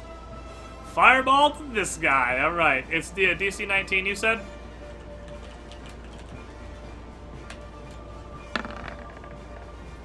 Alright, so you roll this little fireball over, and Gortys is busy challenging your captain to a man fight and doesn't notice the fireball just rolling across the deck and just rolls into him. Roll your damage. Jesus. That's a fucking roll. There you go. That's the numbers you want to see right there. Alright, didn't feel great. Artemisia, you're up. Or you just moved it, so you still want to take a standard action? Make us a bridge, maybe? Because that's just a move action. Oh, you moved it twice. Alright, fair enough. So Artemisia is up then. Okay. Oh yeah, it is. That's pretty far away. It is a double move. So keep in mind, again, if you're measuring distance from you guys to him, subtract 10 feet because these ships are only 5 feet apart, not 15. I could turn this around, actually. I could just pick this icon up. I'd have to line it all up with the grid again, and I don't want to do that right now. Because I just realized the other side's really smooth. But I don't want to fucking reline the grid up and whatnot right now. I'll roll Can my you Or sneak. at hit him least one from of them here, when they were Octo? different ways. Sneak, I can sneak, hit sneak, him from here, sneak. yeah. Piss. Alright, so you're sneaking while Yeah. you're using the cover of this fucking brawl to try and hide Yes. from Gortys. Yes. And, well, and try to snipe him from here. Go for it. So you are realistically 40 feet away, not 50, because he's here. Okay. So that's not like a penalty. The range is 60, so we're No, good. you're not. It's not a sneak attack. You have to be within point blank shot range. I'm 8+8. pretty sure for a range sneak attack. 20. And thwip. Why does it keep rolling down there in the bottom?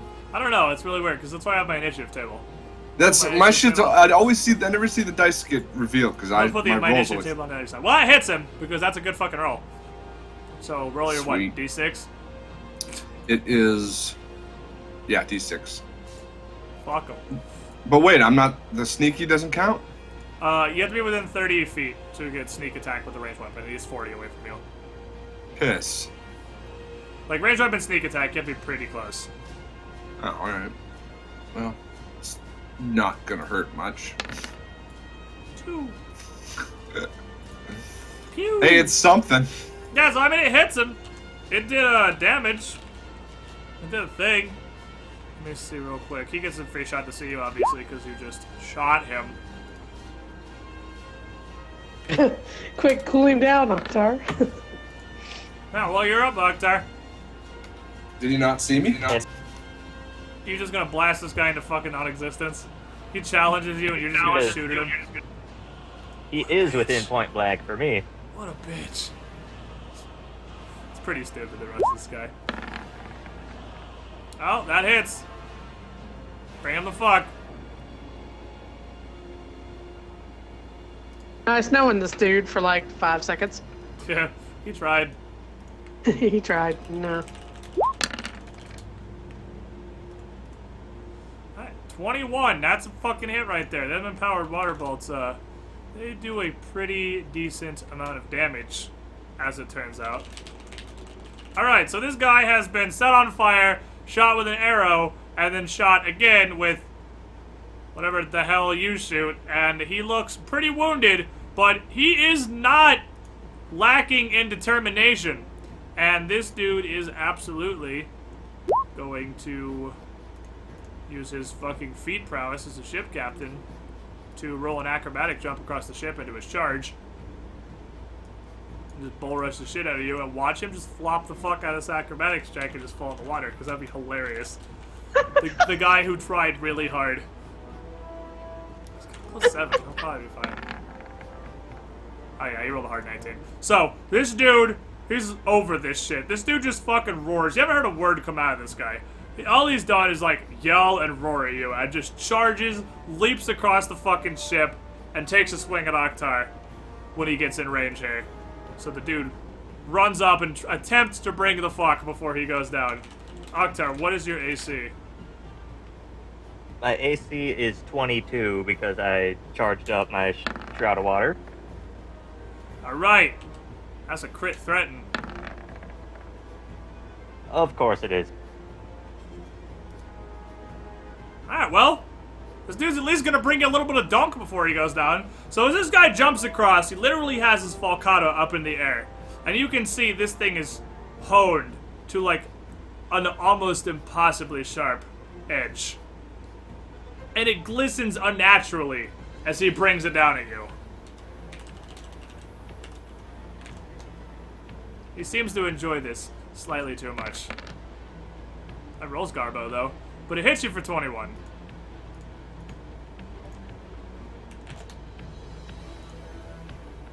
All right. Even trade, All even right. trade. Mickey, you up.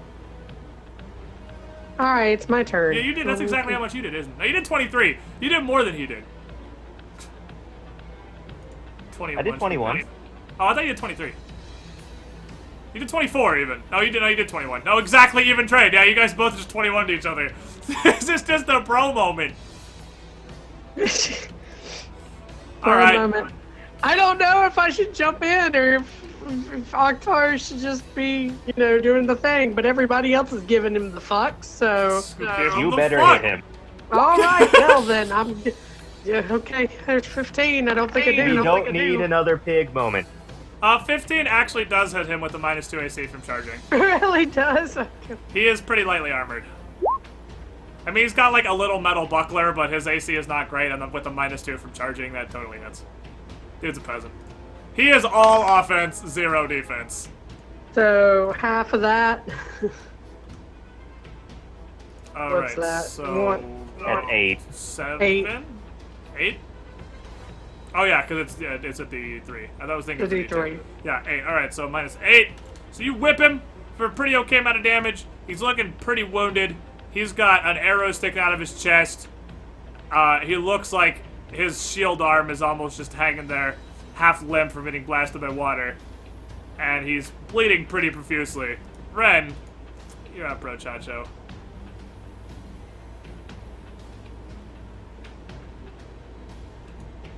The Thunderball.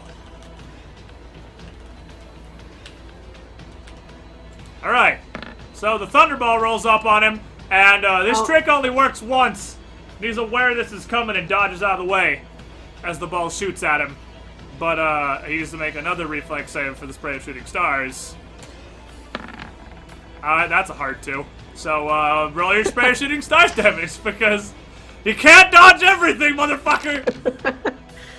That's a lot of 4s. Yeah, he ate Eat shit. shit. So he dodges out of the way. You, like, set this dude the fuck up. He dodges out of the way of the Thunderball rolling up behind him and directly into the blast of the spray of shooting stars, which just connects solidly into this dude's chest. And he just stumbles and falls over on the deck. And he's done so. This guy's life has come to an abrupt, unfortunate end. The all-offense strategy doesn't work out fantastically when you have a +2 to initiative, and I'm not sure what this guy's character build is going for, but he tried really hard. He should consider improved initiative as a feat. Maybe I should have rerolled him with that. But anyway, he goes I respect my hobgoblin brethren. He went down nobly. As you look around, you see that much the same thing is happening for his crew. And seeing their captain fall, they've kind of realized they're not winning this fight. And what's left of the couple members of his crew surrenders. And they're again quickly taken over to replace the losses that your guys' crew had, so you stay even. And roll a perception check for me real quick. Somebody with specialize. Just anybody, really. There you Pretty solid go. perception check. The merchant ship behind him has weighed up anchor and is attempting to get back underway while you guys have been fighting, but it's not moving yet.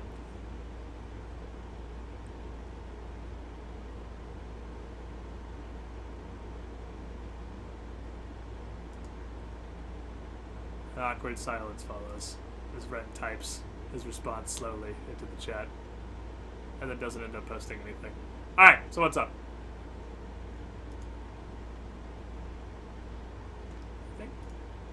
Am I frozen?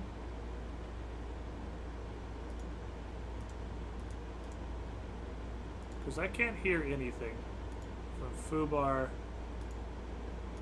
or Discord. What's happening to my... Hold on. What's happening to my computer?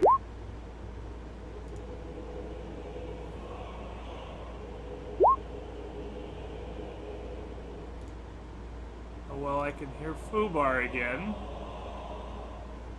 OBS is picking me up.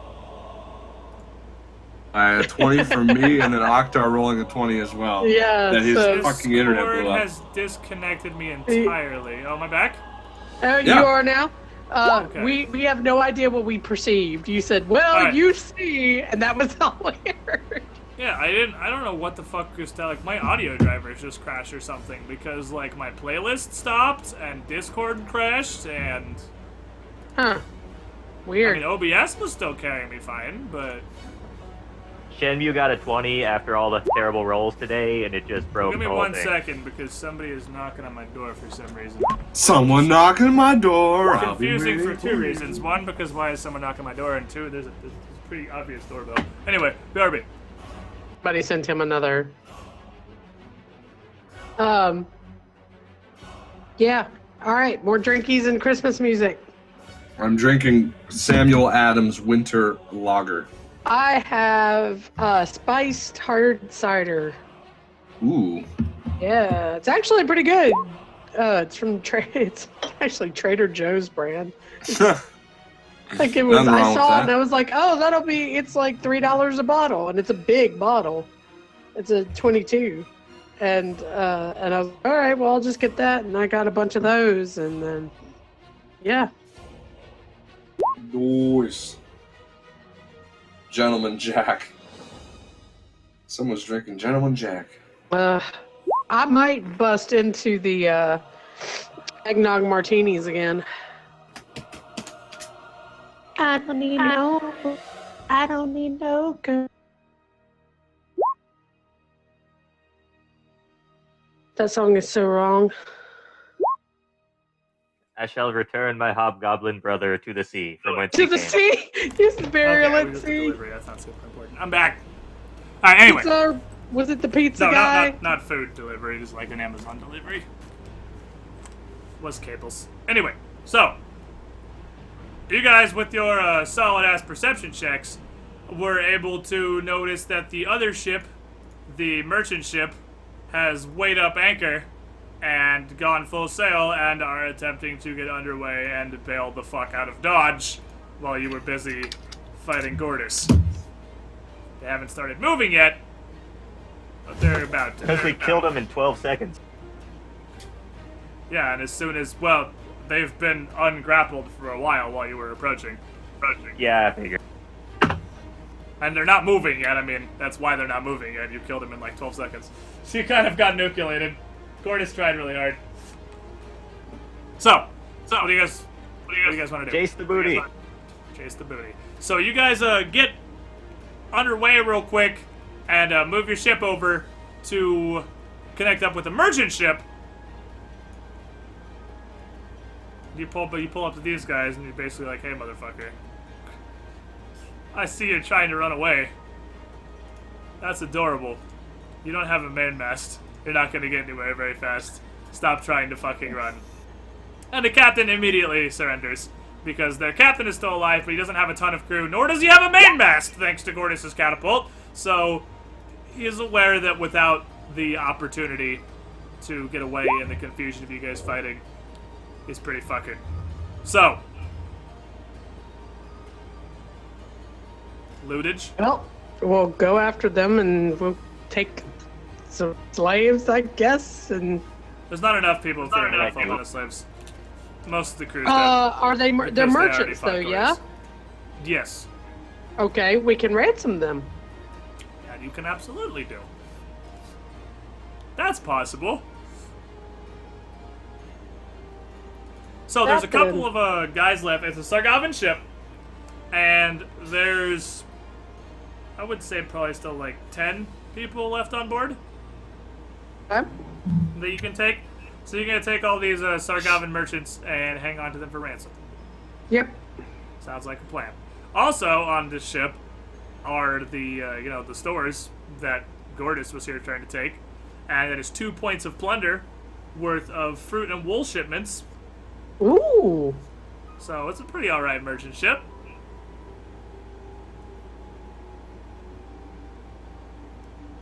And it's got food. It is food. It's a point of plunder worth, but oh yeah, it's got supplies too. You can take 2 weeks supplies off of this. So What about his scary sword? Totally reimbursed. So Yeah, man. you go back over to the dude, take your ship, you plunder everything you got off there, you ransom everybody, and just leave this dead fucking ship in the water, and then turn around and go back over the Devil's Power. You got this dude's done on your deck actually, so like you can just search him while you're doing all this. So this dude, Gordis, has several things on him. He's got a pretty swaggin' sword. He has a masterwork armored coat. He has the masterwork falcata. He has a light crossbow. And in the bottom of his quiver, the 10 bolts are all dipped in poison. He's got nice. a light steel shield, and he has masterwork thieves' tools. Ooh. Yeah. You know Why who don't you gets take those. those? I won't even add them. You take those. I'll write them down. You said what kind of shield? A light steel shield. And Ren wants to take their weaponry. You can absolutely do that. The Devil's Pallor is loaded with a standard catapult and 2 light ballistas, or 4 light ballistas rather. So you can totally just plunder that and bring yourselves up to 6 ballistas and a catapult. If Oh, you so nice. desire. I think we do, and I think the gay will be happy about that when he gets back. Alright, so You let's said they had, ramp. that the plunder was fruit, Plunder was fruit and wool, yeah. Fruit and wool. so the game misses all the bananas. Wait, Oh my god, you literally You. did! You I don't have a game, you remember literally you. raided a ship that is transporting in bananas. the mountains. Oh, Larkin. He missed the banana boat. Larkin. It's because Sargav is totally from Rahadum too, so it's absolutely from the jungle, and it's totally bananas. Alright, well, the plunder's fucking bananas. Lennon Marks, 16 months in a row.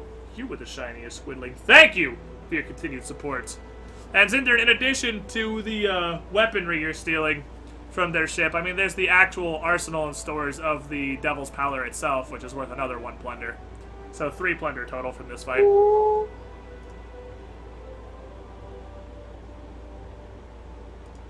Is his We got 3 armored coat an plunder, upgrade 10 for me? ransom merchants, 5 weeks worth of rations. What kind of sword did he have? Yeah, Masterwork Falcata. Spell Telcata. Spell Falcata, Falcata. All right. Ooh. Should we send someone to sell the ship back to the castle? You can absolutely take ships. Just keep in mind the effort and investment that went into squibbing your ship in the first place, which you're gonna have to squib a ship before you can sell it. So you can totally flip and sell ships. You need enough crew to sell them that you trust. You gotta pay the squibbing costs, and then you profit, or just keep it for now. You can just do that. Yeah, you can totally just do that. If you have, what's your crew? You've got 12 spare dudes right now, which is enough to sail a ship at half speed, but they could do it. It's like a long fucking journey. They would need all of the stores that you guys just got, so you'd be still having 2 weeks of supplies. The coat, is it an improvement on my studded leather? I'm just wondering if it's like light or what. It's medium. It's medium. It's medium, I think. Yeah, armored coat. Piss. Because that's what I had, and then I sold it for the Masterwork chain. Yeah, armored coat it's the lightest medium armor, but it is medium. So you would gain. Well, it is masterwork though, so it still only has a minus. Oh, but rogues can't wear medium armor at all, can they? You're not even proficient. They can wear. If you're not proficient, you take the armor check penalty as a penalty on your attack rolls. Yeah, which is -1. You'd have. I mean, you don't want to take -1 in your attack rolls for a +1 to your AC, especially with a max dex bonus of 3, because your dex is 20. 5. Yeah. So you don't want a 3 max dex bonus. So probably not with the armor coat. That would actually lower your AC. Yeah, you would end up lower. Wow. However, okay. a masterwork armored coat's worth a decent amount of money. It's 200 gold. We can sell it. Yeah, it's $200, I think. So it's 150 for masterwork and 50 for armored coat. So 200 gold. It's not bad. Yep.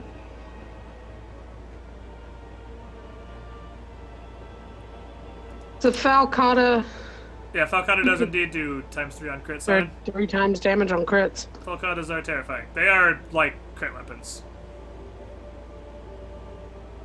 So what are we doing with the ship? 21 damage for being hit.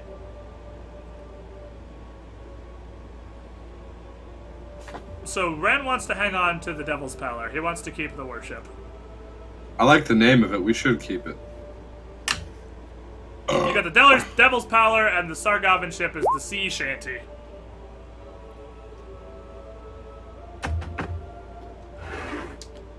So as you're looking It's over the not Devil's better Pallor, than ours. It's tinier than ours. as you're looking over the Devil's Pallor, it's smaller than yours. It's a warship, which means it only has 1200 HP instead of 1620 by default, and the sails have 320 instead of 360. However, the Devil's Pallor does have some ship upgrades. It has you have a stern castle in the Loktar Algar. That is a stern castle, a forecastle, and a mid castle. So the entire ship is a fortified brick where you can just bank weaponry. It also That's cool. has a battering ram fitted to the front, which Ooh. would make you do more and take less damage in ramming attacks. And the reason it has 320 instead of, like, I think it's 240 or something on these shitty ships is because it has magically treated sails, which are harder to take down.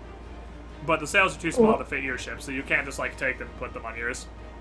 Because they're for a much smaller ship. Huh. Also, the Devil's Pallor is interesting in that you didn't really see it in motion. They just popped sails, or you didn't really see how they moved over. It is a hybrid ship. It doesn't sail entirely by sail power. It is sails and oars. So to move at max speed, you need enough crew to actually be rowing to man the oars. But that does let you make more nimble maneuvers in an encounter. It is not any faster than your ship. So are we saying we want to ditch the Loktar for this ship? No, he just wants to Or just keep throw a it for crew now? on it and Okay. keep it and just send it over to, like, Tidewater and figure out what you don't want to Okay. do with it later is what Zindurn wants to do. Do we send a mix of the people we just took from it and a couple of our guys to make sure we don't get the ship actually makes it to where we're sending it, or because we're not going back down to Tidewater, we were going north. Is it someone new? So yeah, if you're not rowing, your max speed is 60 in this ship. What are we, heathens? We don't need to row. It's 90 if you have sails and are also rowing. Royal Russian, we got ourselves a new sub here. Welcome to the Squiddy Pool.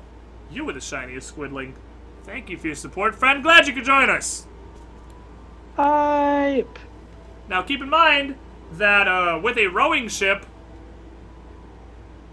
you have the option to use diplomacy or intimidate instead of profession sailor. Oh, well, that changes things. Because I actually have some intimidate. Not much, but some. I mean,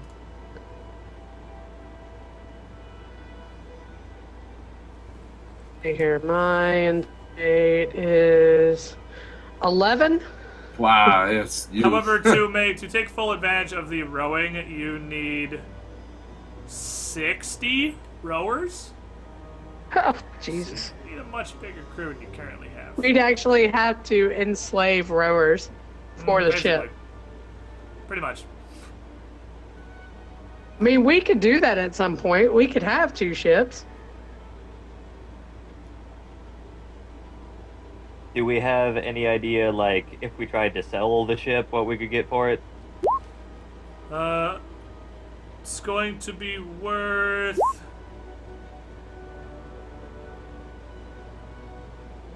$10K. It's damaged a bit, but pretty close to 10K. And you would have to, because of all the modifications, pay 5K to get it squibbed. So you would end up with a profit of 5K. Huh.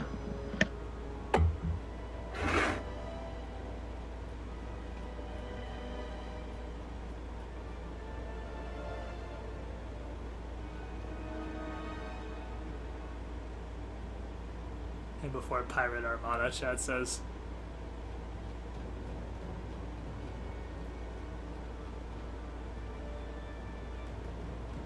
What are we doing? Everyone's thinking. Well, Cha just walked out of the room. She's taking care of something. Oh, okay, fair enough. So, you can send the castle, or send the warship back to the castle. It's going to take you a while, but you can do that. Then we find out how to deal with Skeleton Jack. Oh yeah, that's what we were after in the first place, wasn't it? We're kind of on the Skeleton Jack boat. Trying to figure out that, legend hunting. I totally forgot what our main goal was right now. Alright, so, if you want to send the Devil's Pallor back, you are going to need to send all of your extra crew. You have 12. You have to send them all back with the Devil's Pallor, and you'd be left with a base crew of 20. Cool? Oh, Need to do some recruiting and infamy getting pretty soon, probably. And you have 10 people for ransom right now. Alright, solid. Well, yeah, you're literally closing up on a port. You are coming up to Rahadum right now. And if you want to hit up one of these Rahadumi ports and resupply and or whatever, feel free. okay. So you stop in this Rahadumi port, and let's see, what ports are nearby? Let's just take a look at the map. What do we got? What do we got in the area? It's just Rahadum. Well, the capital's pretty close, Azir, if you want to go into that little, like, fjord they've got right there. You can head literally into the capital, or you can just head up Onosani, which is one of their main trade ports. How's your boat at? It's low tide. For me. So you guys are up hither, sailing that away. Alright, where do you want to stop?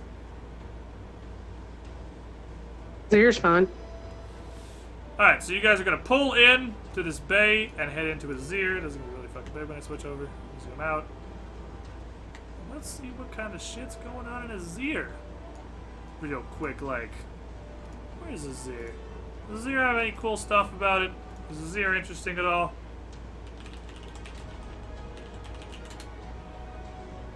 Is there anything of note in here?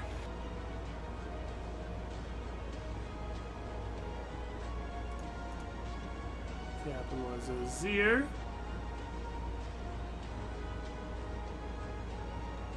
It's a huge fucking city. Holy shit, it's massive.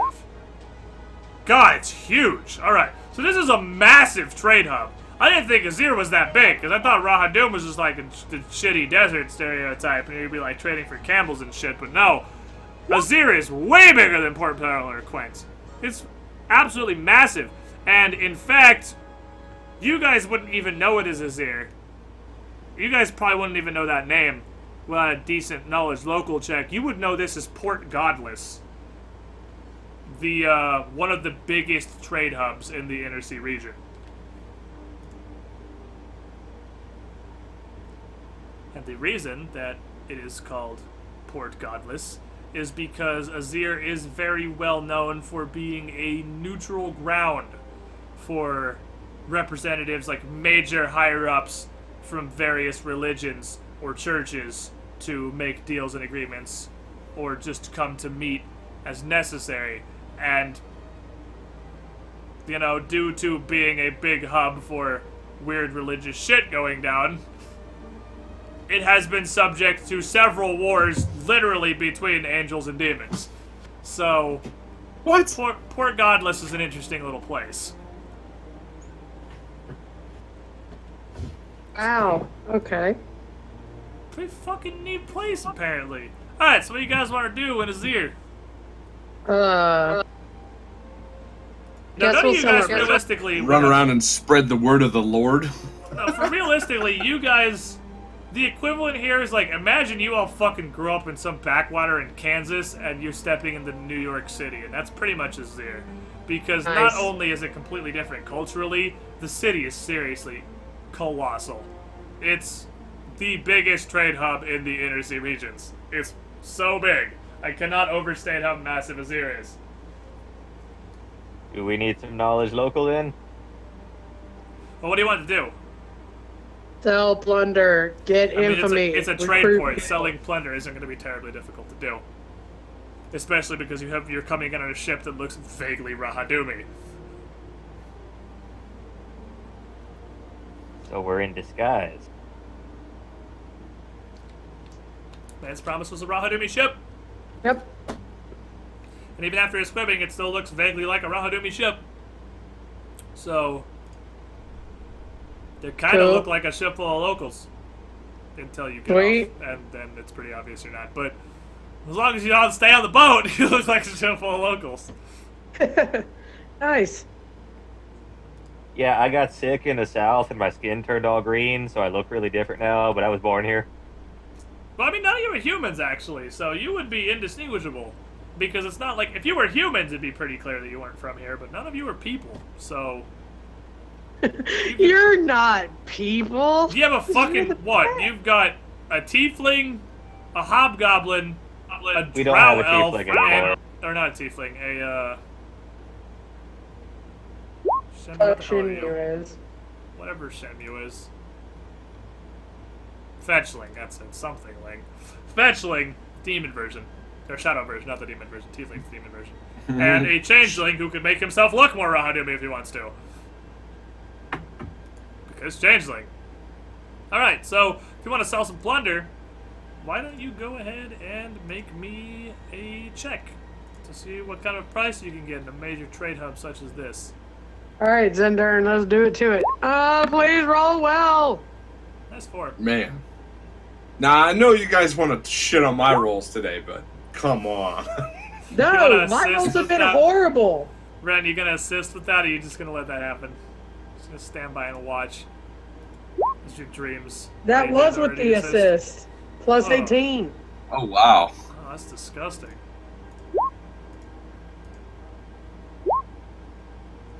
Alright, well. Good news is, as bad as your fucking trade abilities are, is you're overwhelmed by just the size of the market in Azir. The size of the market is massive, and you can find a much more specific sort of buyer for a lot of what you have. Specifically, the wools, the wool shipment, the fabrics that you got from that the sea shanty, and you are offered 1,100 gold for your plunder. That would bring you to 1 because you'd sell 1 and give 1 to the crew as normal, but you can make 1,100 gold.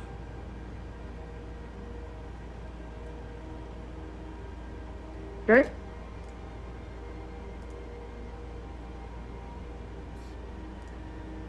crew is happy because they're gonna make 1,100 gold. Yep. Pretty neat. They have no complaints about that. What are you rolling? Oh. Just to make sure his dice aren't broken like Chaz. Just the starting by dominance. Nice. God fucking. Alright, so we still have 1 point of plunder. Are we gonna just wait till we get, sell that one too and split it with the crew, or do we keep that? Getting it out of his system!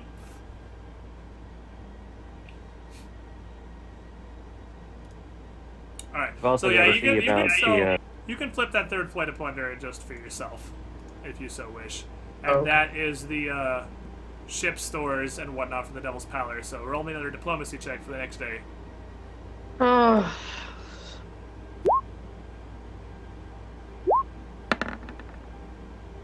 Oh. Jesus Christ! Oh. And a dick! That's the assist, Ren says. Remy wants to roll it. I think because you're awful, you should let him roll it. Alright, fine, fuck, whatever. Here's the crown of my assist. Alright. Well, Jeez! good news. In a massive port of trade, the supplies to get a ship's crew up and running are worth about 1,200 gold. It's pretty solid.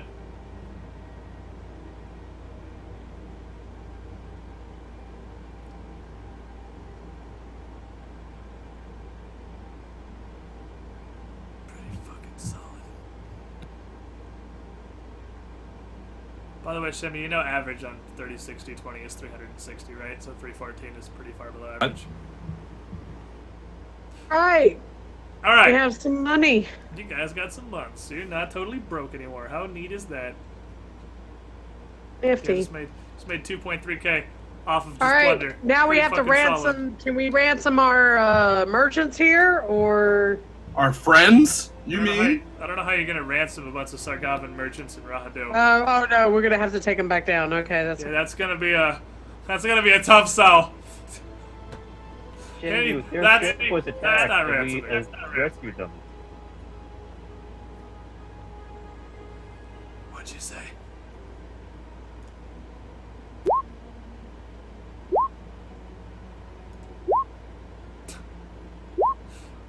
Zindurn wants to craft again. he does want to. The base cost of +2 charisma is 4k, or is it 2k?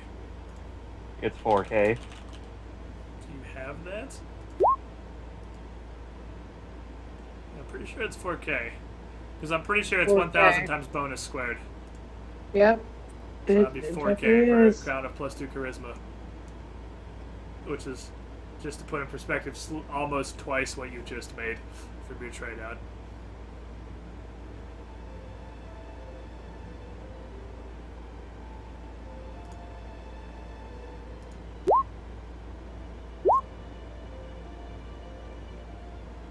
This is a quick crafting. No!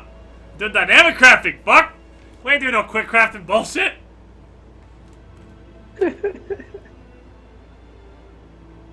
Especially for an actual, like, core stat boosting crown.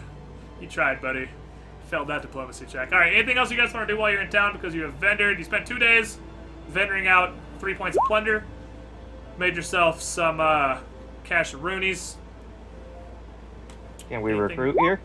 You can absolutely try to recruit here. This is a major trade hub. There's all sorts of aspiring sailors who would like to come join you. Let's do that. Let's We do lost that. half our Can- crew. Yes.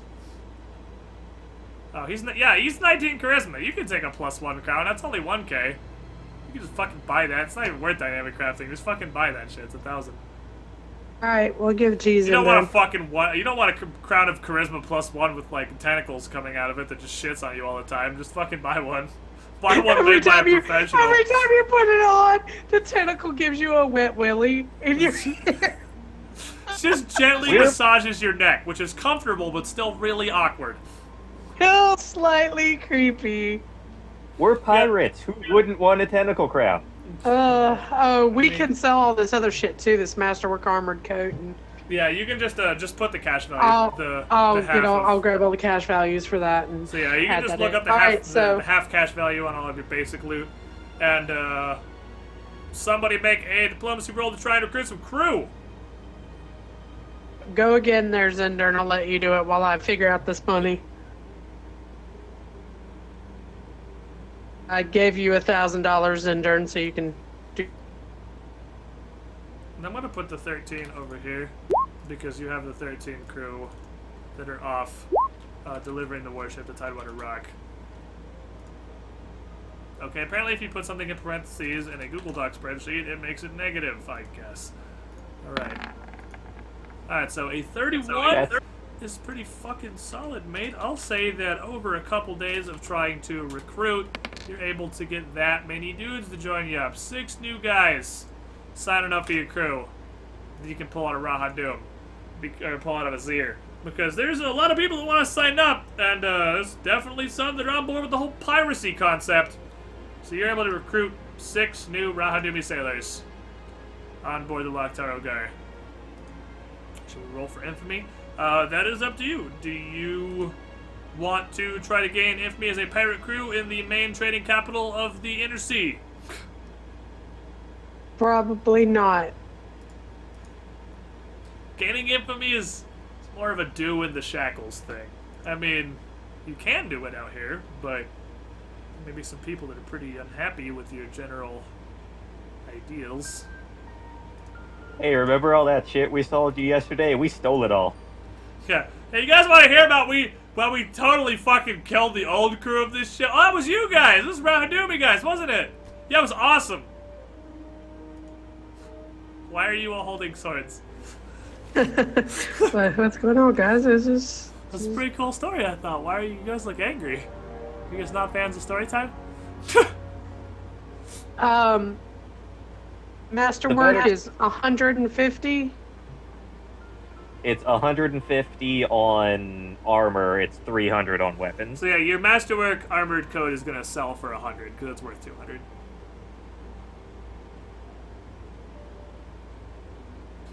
So that's the nature of dynamic crafting. The nature of dynamic crafting is it can be awesome, it can also be terrible. It can definitely go either way.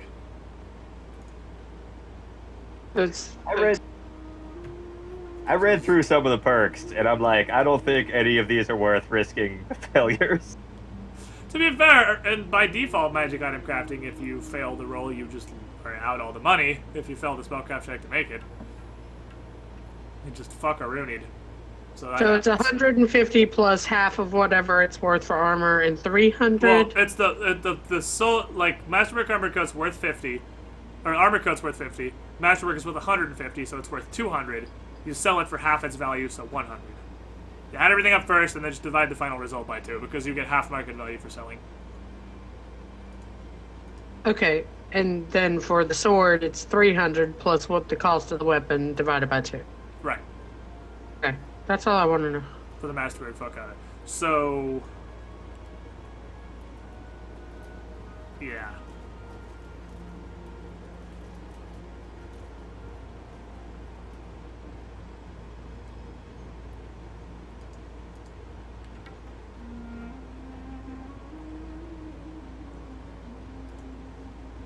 Alright, so while she figures that out, we can go do other stuff and she'll just tell you how much more money you have. And then you guys are spending 1,000 on the fuck? +1 charisma. The fuck was that? My phone just randomly started playing music, and I fucking don't have anything open. That's exciting. Well, Yeah. and then you're spending 1,000 on Zindurn's charisma crown, right? Yeah, I already did that. I already took that. Okay, neat. So we can go continue doing other stuff, and then Shaw will just figure out how much money you guys have Yeah. from vending the stuff. So you guys are continuing up towards Water or West Pole, right? To try and just kind of hit. And we ships. sent the other ship back, right? Yep. So the warship is headed back, and you guys are headed out to see if you can attract the ire of Skeleton Jack. See if there's any truth to this legend. So it takes another week to get yourselves up to Cheliax and up to Westpool, which, as you could probably just guess from the name, is on the western side of Cheliax. And you just kind of sail around, just doing your normal do, looking for ships to hit, out in the business, people to bring the fuck. And Cheliax is a pretty big country, and they do a lot of trade, so it's not terribly hard for you to find yourselves a ship, and not long after you get up there, you have a potential target sighted. Roll that perception check.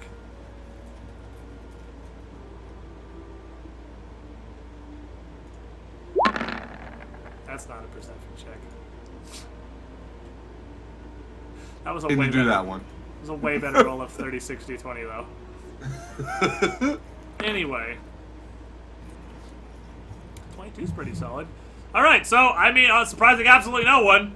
There's a Chelish galleon in the waters nearby that you guys could hit up. It's not the same ship that you guys saw before, the big one, but it is another relatively large ship armored with only a couple of light ballista to defend itself. And you could just gun them down. It's a fucking Chelish merchant ship. This is what you're here for. This is your goal. Like, objective sighted.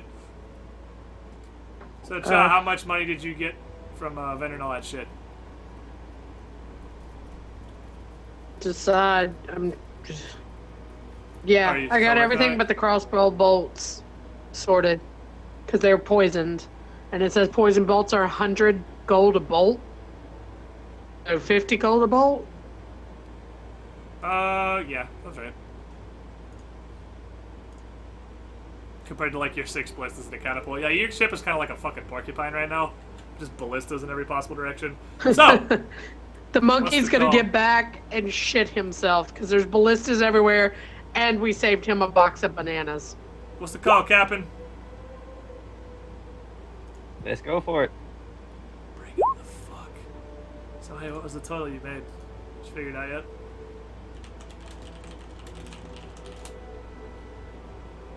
I'm just curious. From a GM perspective.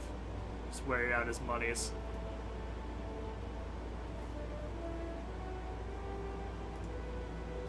So...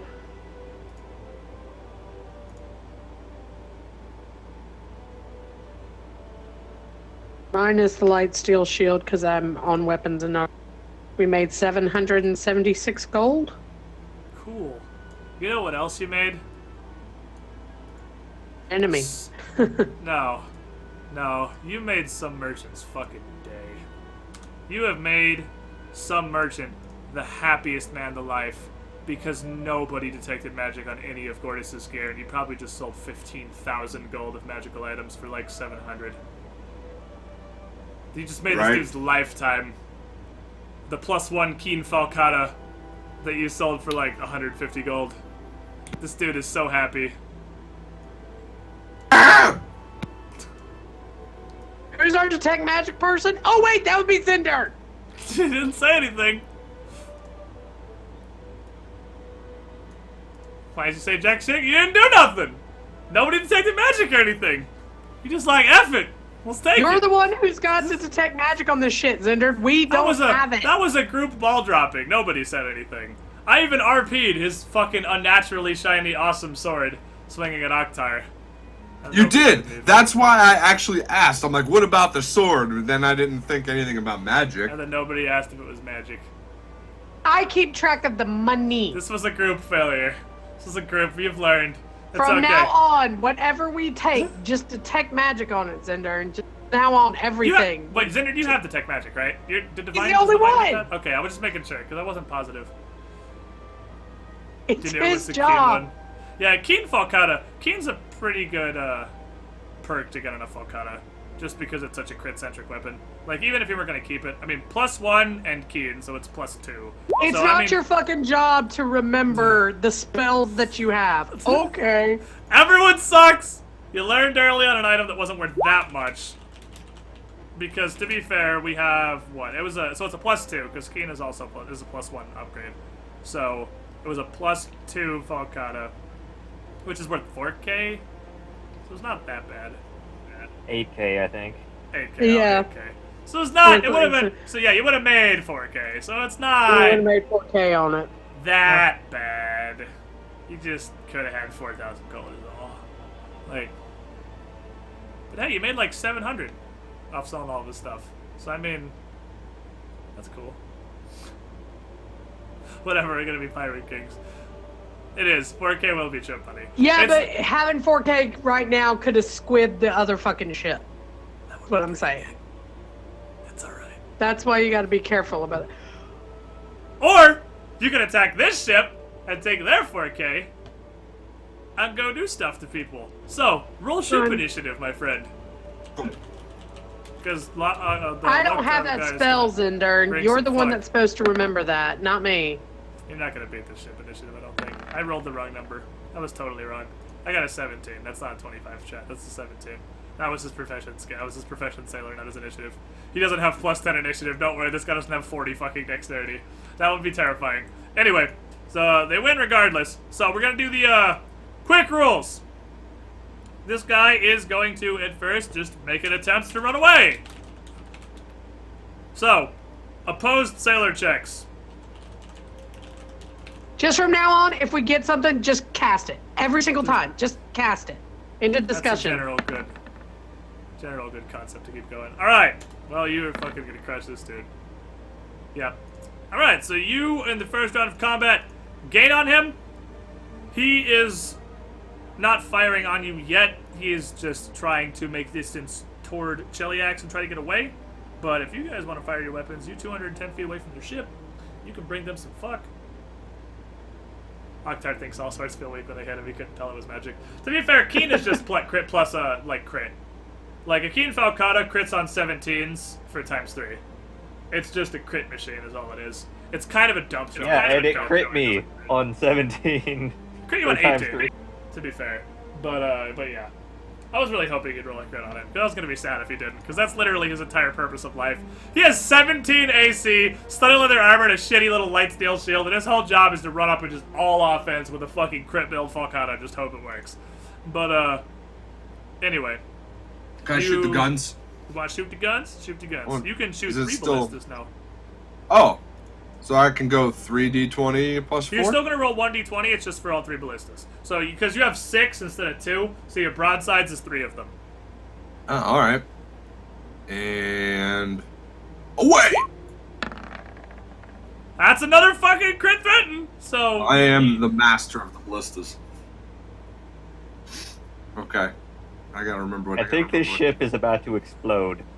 You're gonna fucking crit broadsides here. You're gonna bring this dude some fuck. What's gonna happen? What was the thing again? For oh wait, I gotta roll to confirm. What am I talking Yeah, you gotta about? roll to confirm it. And you are... I think +2 on top of that. He had +3 last time, but you were point blank. I think he's in the second range increment, so I think he's your D20 +2 right now. On your ballistas. It's not raw D20, you have +2. Okay, Why +2. do I smell burning again? Seriously, am I gonna have a Oh, wait! stroke? Piss! Well, that's not See what happened? confirmed. I was Yeah. talking it up. RNG giveth, RNG taketh away. Roll 98 for your 3 ballistas. And are you shooting at the sails of the boat? Sails. I'm just gonna go ahead and assume you guys are always shooting at the sails unless you say otherwise. So, 98!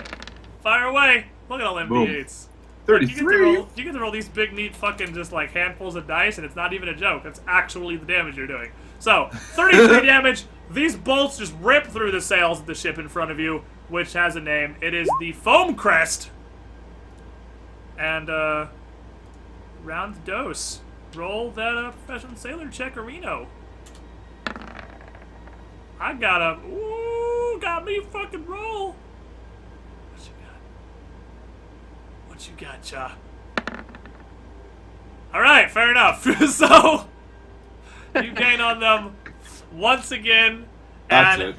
at this point, he is going to attempt to return fire with his little shitty ballistas. And he rolls what with his ballista? +4? He whiffed! This guy's not doing great! At this point, Ren's gonna summon a fireball on the ballistas. Fuck him. Alright, well, let's go ahead and roll the reflex save. He rolled a hard 18! Fuck you! It's 20 now, motherfucker. His charisma modifier went up by 1, so... that 19 no longer dodges it. So, roll your damage! Fuck it! He's burning ballista crew here. Just do what you do. Motherfuck, that's exactly a 19. That's just not the DC anymore. Oh, if that guy knew, he would feel sadness inside himself. But instead, he's just going to feel fire inside himself. 10 points of fire damage from the rolling ball of Justice that has just collided with... Well, not even collided, just kind of appeared inside of his body. Alright, well, roll them sailor checks again, and if you make this one, you caught up. Which you probably will. Barring the one. Nope. Alright! Do you roll to grapple? But you can grapple or you can ram. Take your pick. They're both CMB checks versus a CMD. One of them hurts you both, one of them doesn't. Let's not. That's us. Let's not with the ramming. Alright, so roll a CMB check to grapple his ship. What's the CMB for the ship? I don't have the ship What, sheet. fucking 21? Yeah, 21. 21? It's pretty high. Ship CMBs and CMDs are so high. Ta-da! Grappolated. And with that, we move on to the battle map. Because we gonna fucking fight this dude now. Alright, so this guy kind of realized shit wasn't really going his way. And just like you guys get to, took himself into position. And this is a galleon, so this is a relatively decently sized ship. So I'm gonna put you guys on the next one up. Arrange yourselves how you would be for boarding. I'm gonna select from my pile of tokens here. Where's the cool dude with the shield? I don't have a cool dude with the shield, so I'm gonna use default pirate. So, Squid, if we're boarding a ship, just basically assume that I put a point into my Shroud of Water, so I go in with 22 AC and 5 non-lethal on me. Yeah, I'm just kind of letting you do what you do, and just, I, at this point, kind of assume you know what you're doing. To be fair. I don't even, like, keep track of your character at all. Alright, so this guy, you got to fight a little cadre, like usual. It's not just... He's, not gonna get over his head. I think he's a fucking legend here. What is this? Is that fucking dot? Oh, that's on the actual map. That's weird. So he's up in the stern castle of his ship. With 3 other dudes. That have not a whole lot of health, because they're peasants.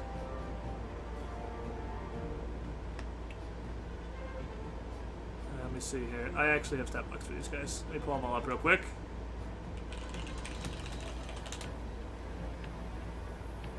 And they've become legit pirates. We're taking down fucking Chella's ships right now. This is the Shackles thing you do.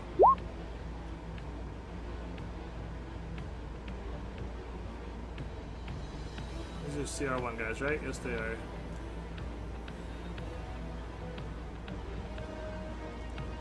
And they have that.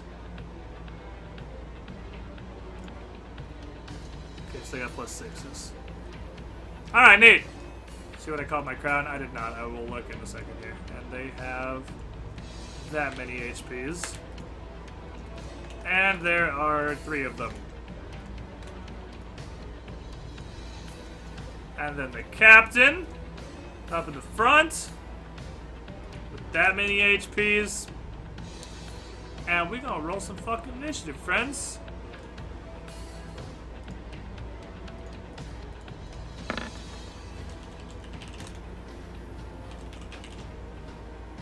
Let's give him a health bar. Fucking health bars are neat. These guys are just nameless peasants. And I'm going to put another copy of him just up here just to be my initiative holder, so don't worry about it. Don't worry about the Captain Dominus standing in the fucking water over there.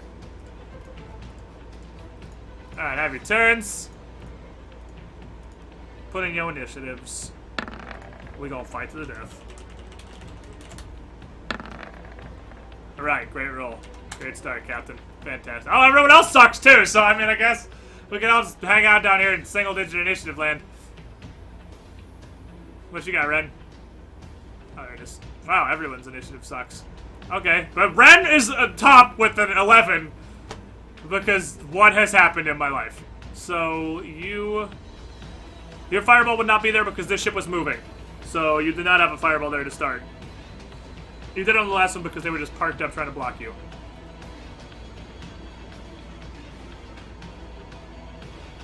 So the captain here is wearing decently heavy armor. He has got some chainmail on. He's got a big ass shield and just a sword. He's just a big old sword and board, beefcake heavy armored dude. And the 3 guys behind him are all aiming heavy crossbows at you. He also has a fireball in his face. Fair enough. Fireball. That's DC 20 now. And reflex save is on the list of things this dude's not good at. Turns out big heavy armor warrior is not great at the reflex saving. Nope. Roll your damage. As it turns out. It's not bad. So you getting decent damage rolls now. 12 will fucking hurt him. Singe his feet a little bit. Alright, Mickey, you up. Well, until there's a bridge built. You could Try to like jump a across, I champion. guess. So DC 10 acrobatics check the jump. Oh, the DC's only a 10? Yeah, it's the distance you're jumping. It's not hard. Or you can do the thing you were taught to do in the very fucking beginning on the wormwood. You can throw a grappling hook across and climb Yeah, up. we can throw a grappling hook across. Of course, I do have +5 to my acrobatics checks. Yeah, you can still do that. I mean, you can still grapple across like you did in the very beginning of the wormwood. Or you can say, fuck that, we're level 5 characters, I'm gonna jump like a champion. And just hero jump across with a fell. It's not that the acrobatics check for jumping across is hard, it's that the penalty for failure is high. Is what it is. Because, you know, it's water. Fall. I mean, Hey, Squid, YOLO. have you seen my acrobatics? You made it! Hey, I made it! Alright, so you can make a full move. You can move just like normal, because you can jump just straight 10 feet across like a champ.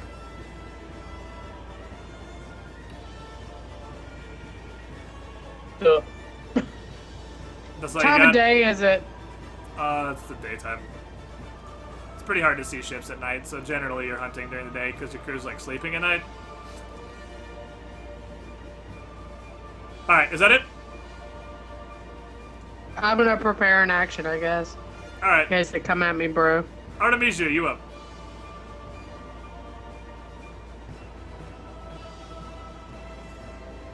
Shenmue. Are we with Shenmue? Is it being attacked by the vacuum monster again? No, I'm gonna roll my sneak. My Okay. sneaky sneaks. Sneak away, my friend. Yes, man. God, every time. Solid. Every time. Okay, so now that that's happening, I shouldn't even have to fucking roll to jump across this because I have a 15 bonus to my. Yeah, you fucking- literally can't fail. So. No. Well, but you're sneaking though. So. I mean, So you're trying to sneak jump across the ship. That's not really a thing. You would kind of get seen leaping across. damn it. So if There's you wanna never jump any across- advantageous situations to be a rogue. Yeah, Damn being it. stealthy in ship-to-ship combat, it's not the greatest place to be stealthy. I mean, there I are can't lots even of things climb in up in this the- campaign that aren't ship-to-ship combat, but you don't really get to sneak around when you kind of just pull your big-ass wooden boat up to their big-ass wooden boat and start hitting them. Not a whole lot of room for sneakiness there.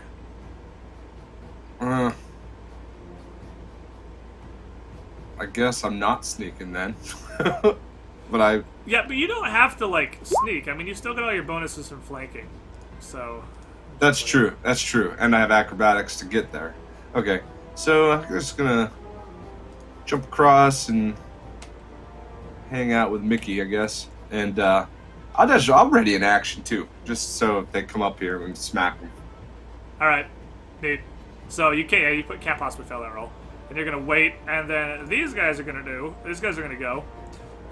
Captain is gonna take a 5-foot step, and just ready in action for when you guys come up.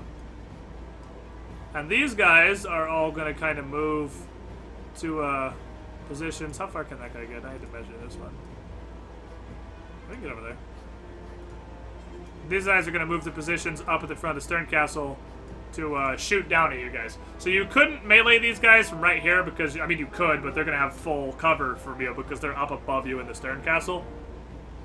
So this guy is going to take a shot. He can't really see Mickey, so he's going to shoot at Octar, and the other two are going to shoot at... Who's the most scary out of Mickey and Artemisia? Mickey's closest, so I guess Mickey. Because she's a crazy fucking murder elf with a whip in her hand. That's kind of terrifying. Alright. So Octar's AC is high as balls. 22. Probably not gonna hit you. Oh! I'm wrong! He totally hit you! He didn't crit, but he totally hit you.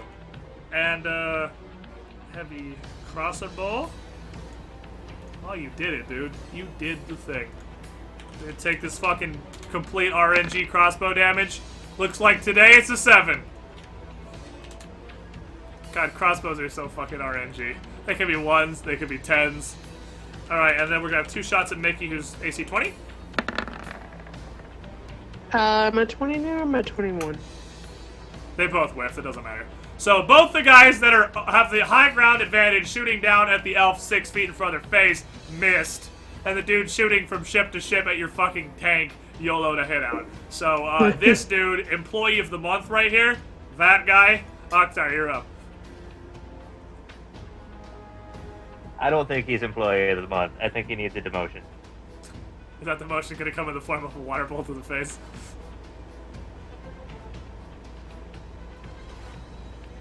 Just keep in mind you are firing up into the Stern Castle. And these guys up here are also wearing relatively heavy armor. Like, all the defensive crew of this ship, I mean, the Chelish guys are usually just like, that's their archetype, is just armored hulks. So not only does Dominus have heavy armor and a shield, these guys aren't shielded because they're wielding heavy crossbows, but they are pretty heavily armored. So, they expect decently high AC. Plus, they're in the Stern Castle, so if you're shooting at them, they have cover. I get to right there. Get to where? What?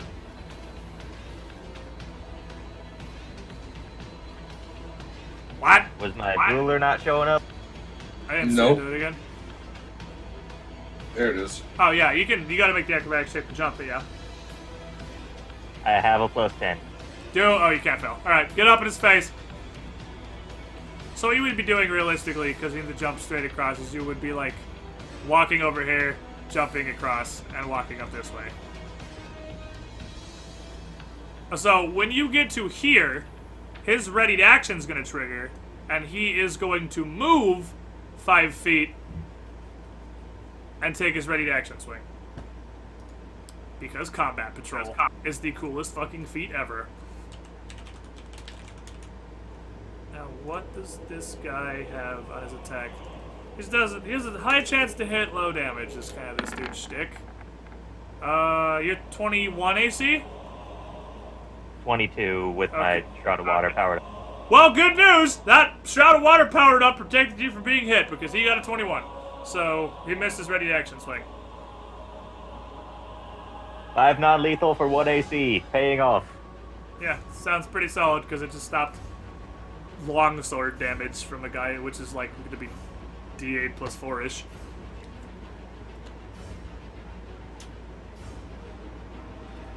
So I guess I'm blading him. Punch him! Yeah, he's blocking the stairs right now, stopping you from getting up to his archer support.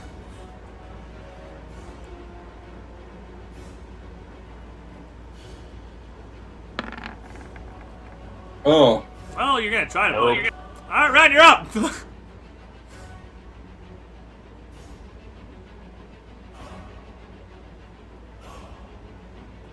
Play the month's about to get fired. Okay, pun wizard. Oh, that's good. That is pretty solid. I can't even mad about that. You know you can move the ball, right? You should be able to move the ball.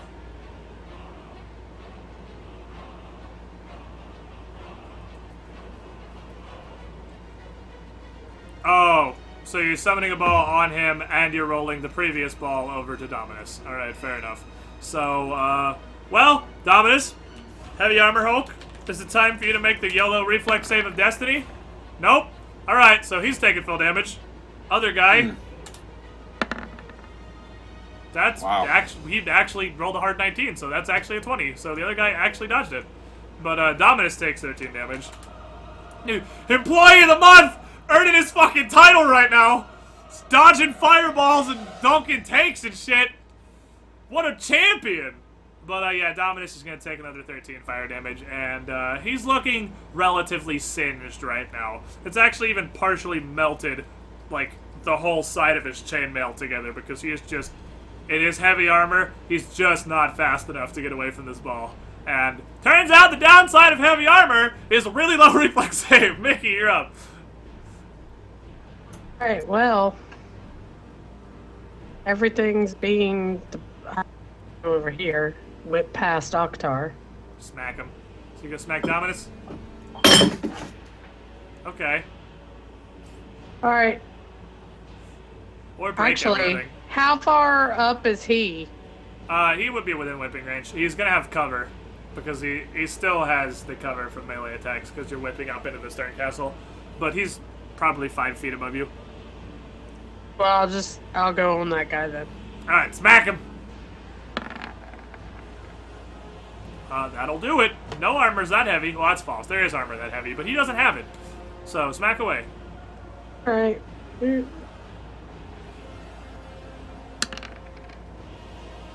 So that is going to be a 8? 8. 8 damage to the face. Artemisia, you up. Realistically, how would I, if I went, right where you're pointing right there, what would I have to do acrobatic-wise to make that happen? Like, to get past Mickey, Oktar, Fireball, and over that guy. You would need a fucking YOLO-ass acrobatics check, my friend. Okay. Because you are literally trying to, like, Kung Fury your way through this entire fight that's happening. You might be better. And You a might be fireball. better, like either trying to get over here and sneak or climbing the stern castle. Yeah, you could definitely go down here and just make, like, a climb check to climb up into the stern castle.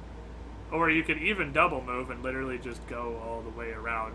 You'd only get to there, though. But you could totally... Because you see the stern castle, like, you see the shape of the stern castle, right? Like, this is all up in the stern castle. This whole area is raised. So you could absolutely come right next to that, like right by this mast, and just make a climb check to climb up to here. And climb up into the stern castle that way, and just start making fuck on the archers. Did you say it's 5 feet up? Well, it's like 5 feet above melee range. So 10 feet up. 10 feet up. Ah, okay. I think I'm just gonna double move all the way over to here. Okay, so Artemisia jumps across the ship and then just starts sprinting around the backside of the ship with a dream to get into that rogue flanking position she's always wanted. Always. Alright, and this guy is going to 5-foot step over here and they're just going to fire down on you guys. Dominus. This dude's going to fucking... They're actually not going to see you. They're kind of focused on this whole fight happening over here. This guy's going to 5-foot step out of the shitty fireball. And we're going to have 2 shots at Oktar, 1 at Mickey, and Dominus is going to swing at Oktar, and then 5-foot step back out of Fireball. So, Oktar's getting 2 shots at a swing from the captain, and Mickey's getting 1 shot. So let's do Mickey's first, because that's straightforward. Fortunately, they have Precise Shot! It's almost like they were built to support the captain doing what he do! He missed anyway! Alright, Oktar, you get 2 of those. And your AC 22. That was really close to 2 hard 20s. You know that thing it does where it rolls like on the 20 and then barely tips over to something else? Yeah. There was one of those and an actual hard 20. So that was almost 2 hard 20s, but it was just 1 hard 20. And roll to confirm is gonna fail horribly. So All the crit threatens happen on me. yeah, That's good, That's though. because the vast majority of attacks happen on you, statistically. So, I mean, it makes sense. Yeah, the RNG crossbow die has said it doesn't feel like doing a whole lot of work today. And then Dominus is going to give you a slap. Slap Rooney. He's got an okay chance to hit you. He whiffs it, though.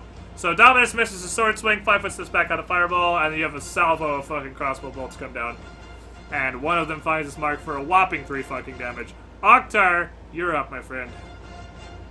Keep in mind you will need to make a reflex save to avoid Zindurn's Fireball if you want to move through it. Because it is still there being a Fireball.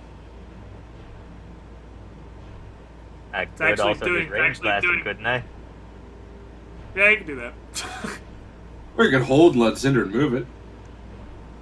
You can also do that. You have all sorts of viable options right now.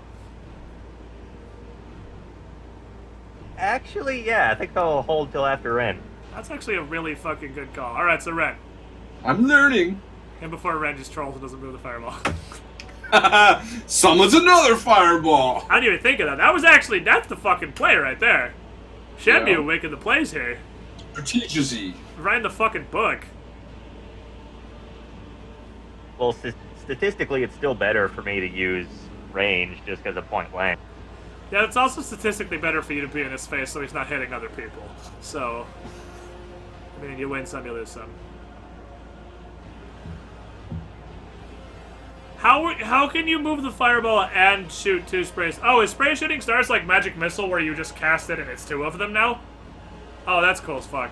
Alright, so Domino is gonna get this fireball and then you're also... Okay, well, let's just see if he straight up fucking dies to the fireball here because, again, historically, reflex saves are not a strong suit. He failed again. Roll him dice. You might just kill him with the fireball. It's 5-foot radius, right? On spray shooting stars, so it hits a 10-foot square. It hits a 2x2 area, so you can't hit Dominus and the guys next to him. I was confused about the radius before. It's a 2x2 is what it hits. But yeah, roll the damage on Dominus because the fireball might straight up kill Dominus. If you get good dice. You need a pretty good roll, but it's possible. Well, that's a pretty good roll, but that's a pretty average roll. That's not a pretty good roll. He's on his fucking deathbed, but he's not down. So who's getting the spray shooting stars? Absolutely, you can. All right.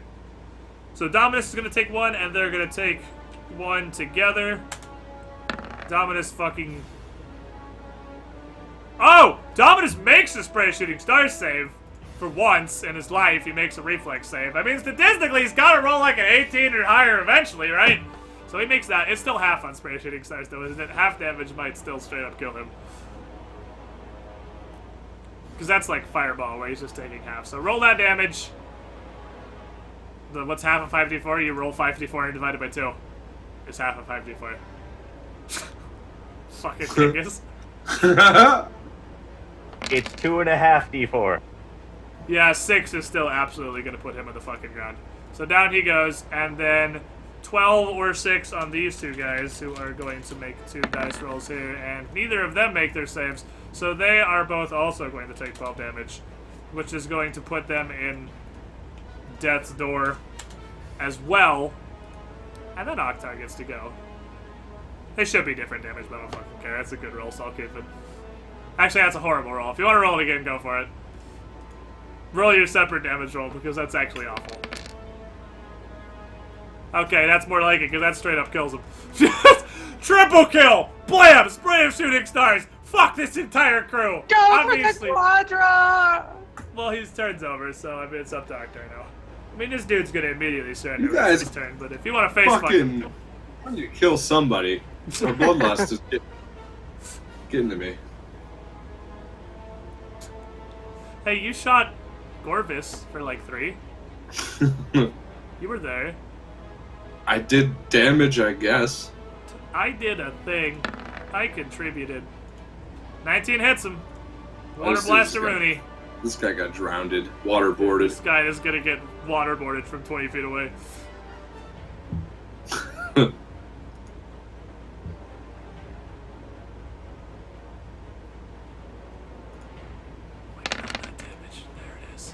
Yes, dude, Jesus. that's 17, so that guy goes down too. Yeah, Good long night, range sweet Like the waterboarding. Thunder doesn't even have to leave the ship anymore. No, he just He stands just back and calls- just fucking hooking fire from the safety of your own ship. It's like, I ain't going over there, fuck that noise. So you have 2 sides here. Ship v ship boarding battles are fucking fantastic for this Fire Wizard Oracle and completely awful for a rogue. So, these shipboarding fights, they're great for some and horrible for others.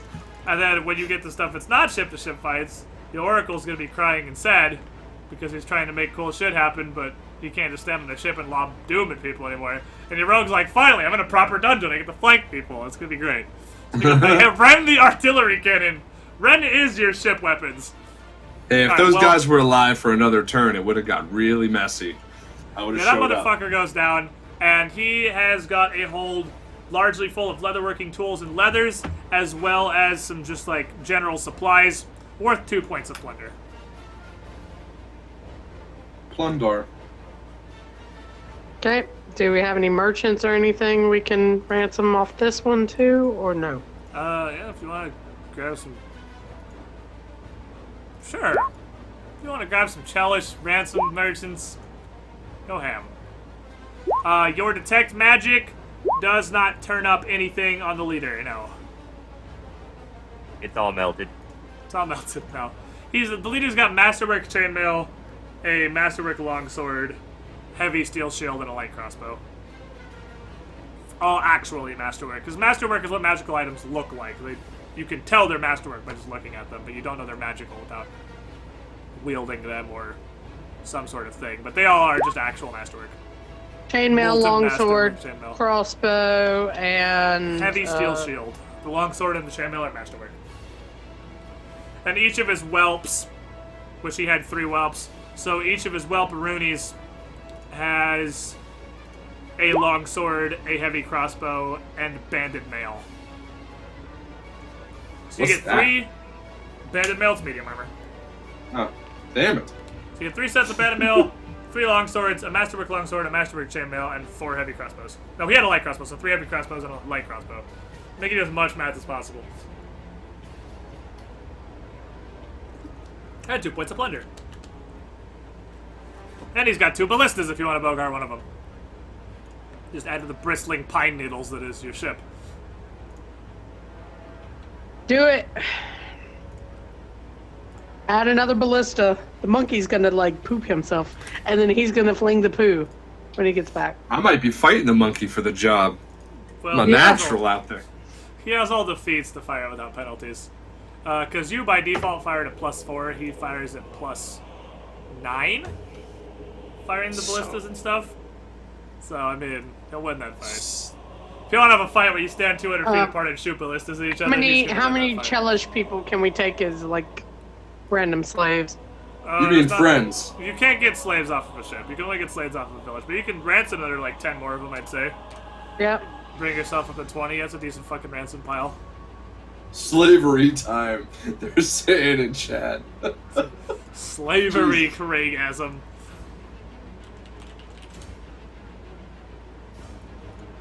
The first merchants were from where? They were from Sargava.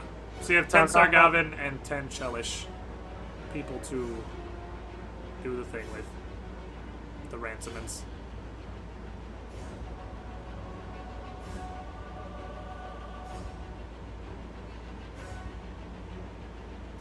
I think we might want to buy some more ballistas at some point, guys. I don't think we have enough.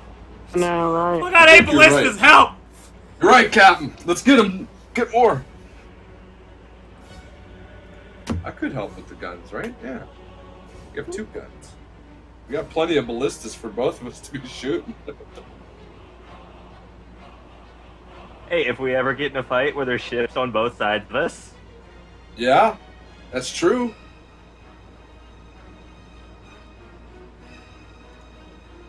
It's pretty fair. You have a lot of ballista to fire. So, Gian, you get the 2 plunder, right? Okay, solid. Alright, well, ship dunculated. Captain Dominus has been dominated. Rip the fucking foam crest. And you have done what you were out here to do. You have successfully taken a ship from right outside Cheliax. Good work, friends. Yep. the way you phrase that makes me uncomfortable. I know, right? You did I what you feel came like here there's an for. armada coming for us. I mean, maybe Cheliax piracy right outside Cheliax could have downsides, but I mean... I was kind of thinking that on his tone as well. You're not planning on hanging out here for that long, are you? No. Alright, so what do you want to do?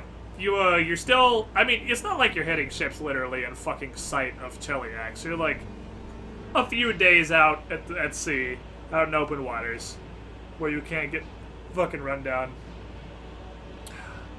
So, Ren says, I would like to take this moment to thank Saren Ray for making my hands crispy and my fireballs dank. Oh my god. Be happy? Be pleased, Zindurn? Be pleased with your accomplishments today?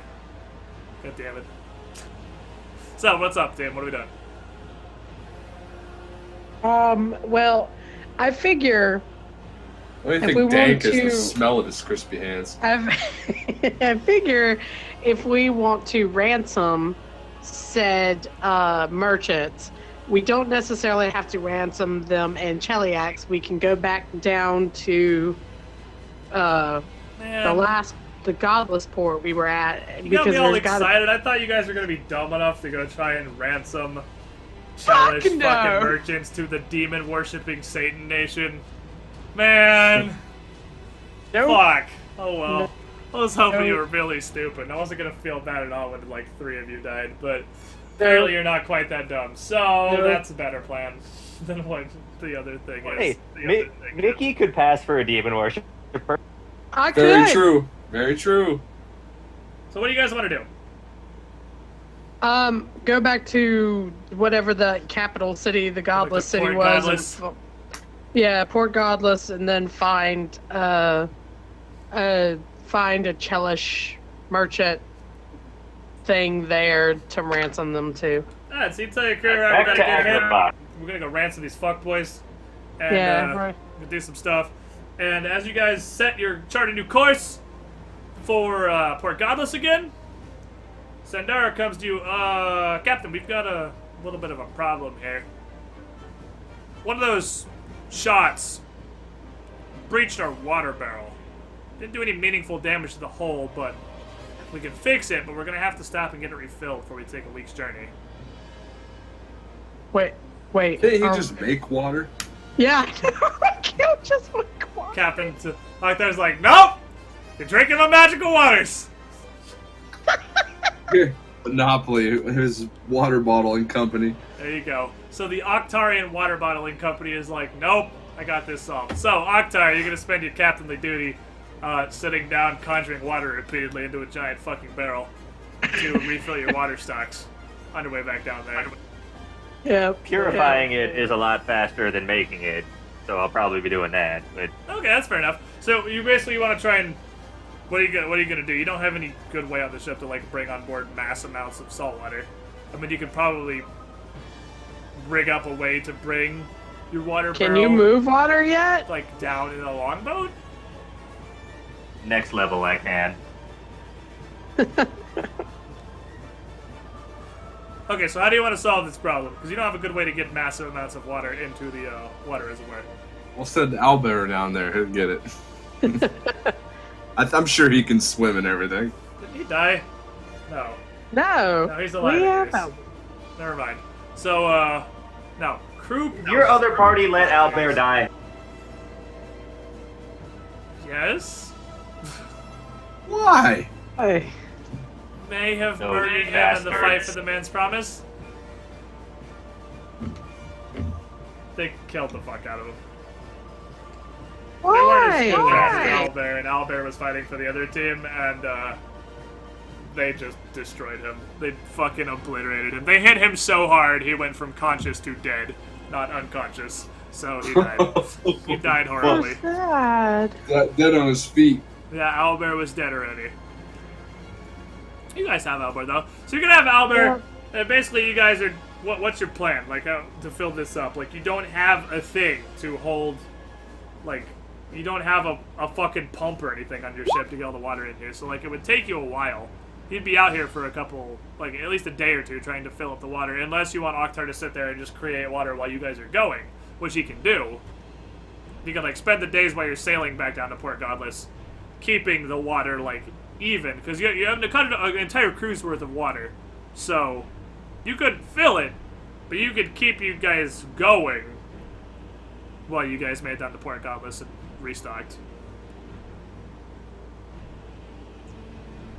I Which is mean, pure conjuration, if that's what you want to do.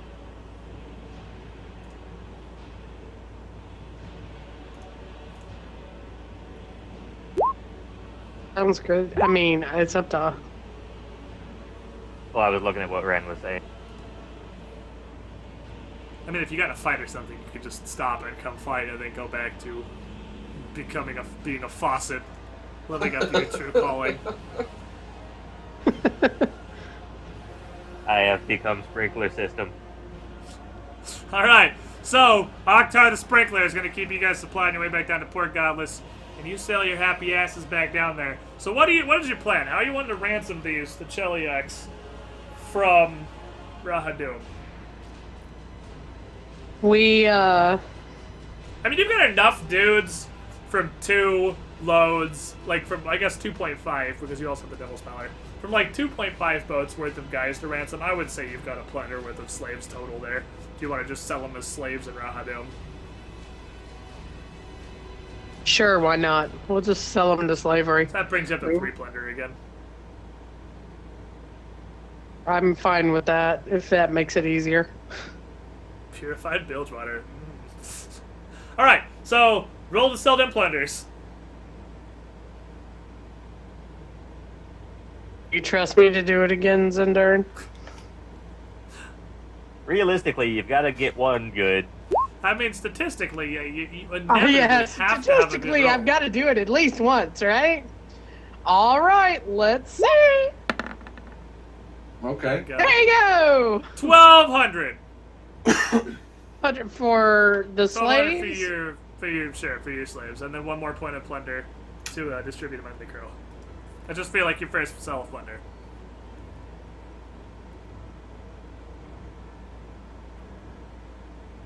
So then we have the next day. Yeah, and then you got the third one to sell. Which you can get 1,100 though. So you got another 2.3k, same as before. 2.3k for your 3 points of plunder.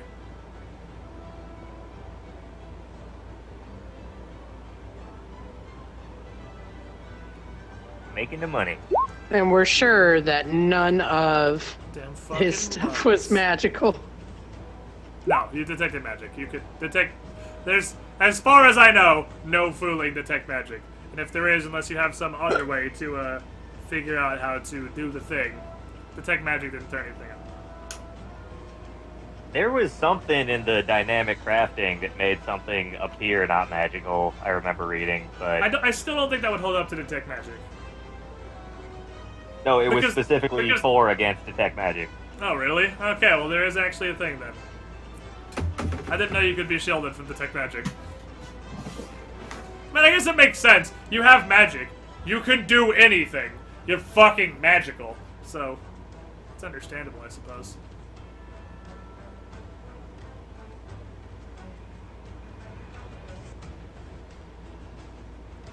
Sounds a pretty fucking decent amount of money. Yeah, some magical items straight up have like a magical aura that you can tell, and some of them look so ridiculous. You're like, this has to be magical. So we're going to continue the pirating. So where are you guys headed? What's your plan? Because you dropped all the stuff off in Port Godless. Are we still looking for Captain Jack Skellington? I don't know what their plan even was about that. Just go ahead and That ship was- outside Cheliax and hope Jack Skellington shows up. Yeah, I guess. We that go was chase it. legends. Zindurn's the one who wanted to go find him. I thought that's Got how a it ship worked. out of it, so, and some monies. So. Yeah, you did. I mean, you've been hitting ships. You've been making some decent money. We getting Yeah. some pretty alright ship nukage. We're making money. I We're think making we- bank. I think we probably need to work on our infamy some more, and this isn't exactly the place to do that. No, we You need to can't go be back to pretty the... far from the Shackles, so you're sort of limited on what you can do there.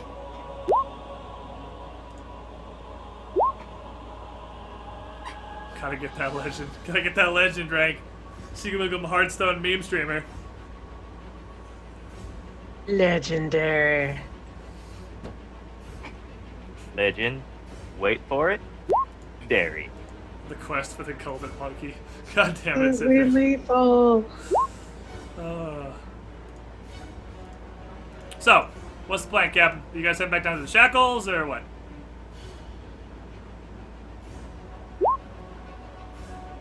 I want to go back to the Shackles. I don't know if anybody else has a reason not to. To be fair, you are the captain, so I mean, if you really want to go back to the Shackles, you can just say, fuck you, we're going back to the Shackles. You can just do that. Just do that. I know I could. I'm just saying, if somebody has a reason for us to stay, maybe we'll stay, but nobody seems to be speaking up, so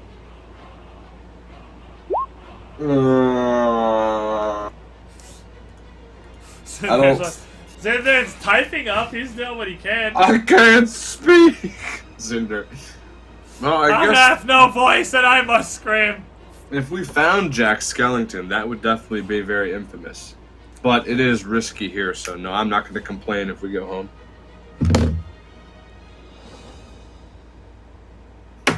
Not a bad haul, folks. I mean, Ren, what do you expect to do if we go to that city? That he's just gonna show up? Yeah. He's typing. He's got a plan.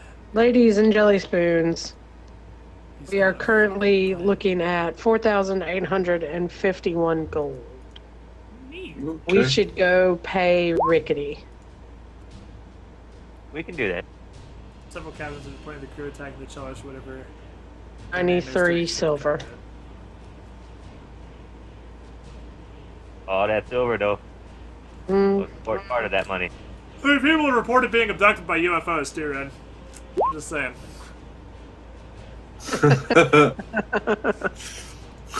Legends are legends. But this is a magical land where people probably actually have been abducted by UFOs.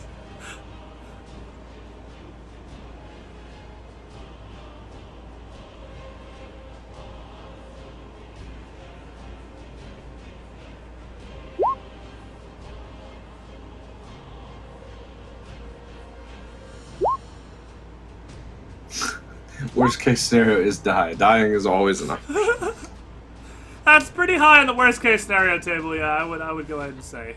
Death is definitely up there. I'm still on the fucking battle music, whoops. Need to fix that. It is so hard for me to die, though. Don't say that. That's some words that you should never say in Pathfinder. And that's I'm up aware. there on the list of things you shouldn't say ever.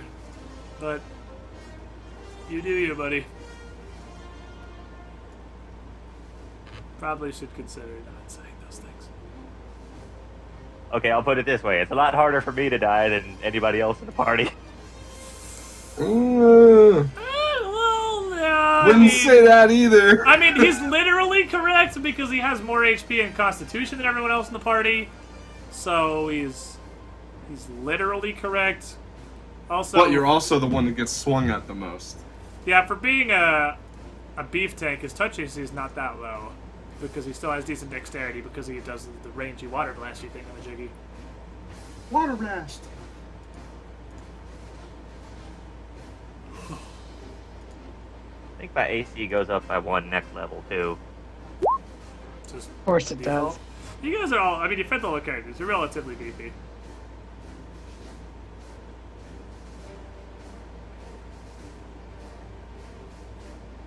So, what are we doing? We heading back down to the Shackles? We're heading back down to the Shackles. Alright, so you take your boat. This has been a nice, chillish adventure here. A month up to dunk on 3 ships, realistically. But it's time to head home, get back to the Shackles, get back to doing the pirate shit you do. And it's gonna be a 2 weeks journey back down to the pit of the Shackles, and you have to go way out around that island again, unless you want to sail to the Eye of Abendego, which, spoiler alert, you don't. You don't want to do that. It's never a good thing. So, you're sailing back down, and the first week you head out around that island, you don't see anything. But, as you come in a little bit closer to the Shackles, through some of the primary shipping lanes, you guys spot a ship. And this one is not in the middle of the day. I'll throw you a bone, Mickey. Mm.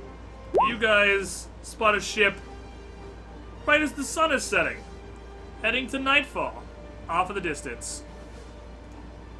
Cool. I can see a night. Awesome. We should sail towards it because it's probably one of the zombie ships. We should totally go mess around. So, the sun is setting, as I said, and the ship is to the west of you. So, it's kind of like silhouetted by the sun itself as it's going down. So it's going to be a little harder to make your perception checks to see what exactly is going on, but that's what the far glass is for! So, Mm-hmm. throw it. I guess Go, that's me. Mr. on Perception. still. You what? I love how no matter how long Oktar waits, everybody always talks over him. Like, it doesn't matter how long he waits or when he's talking or how long it's been silent. Everyone talks over when he decides to say something. So 13. All right, so it's pretty difficult to make out. You can see. You can't even tell like what nation the ship is from. You don't even know where it hails from, but you can tell. God damn it, Zindurn. You can tell it is a whaling ship, actually, which is like an upgraded version of a fishing ship.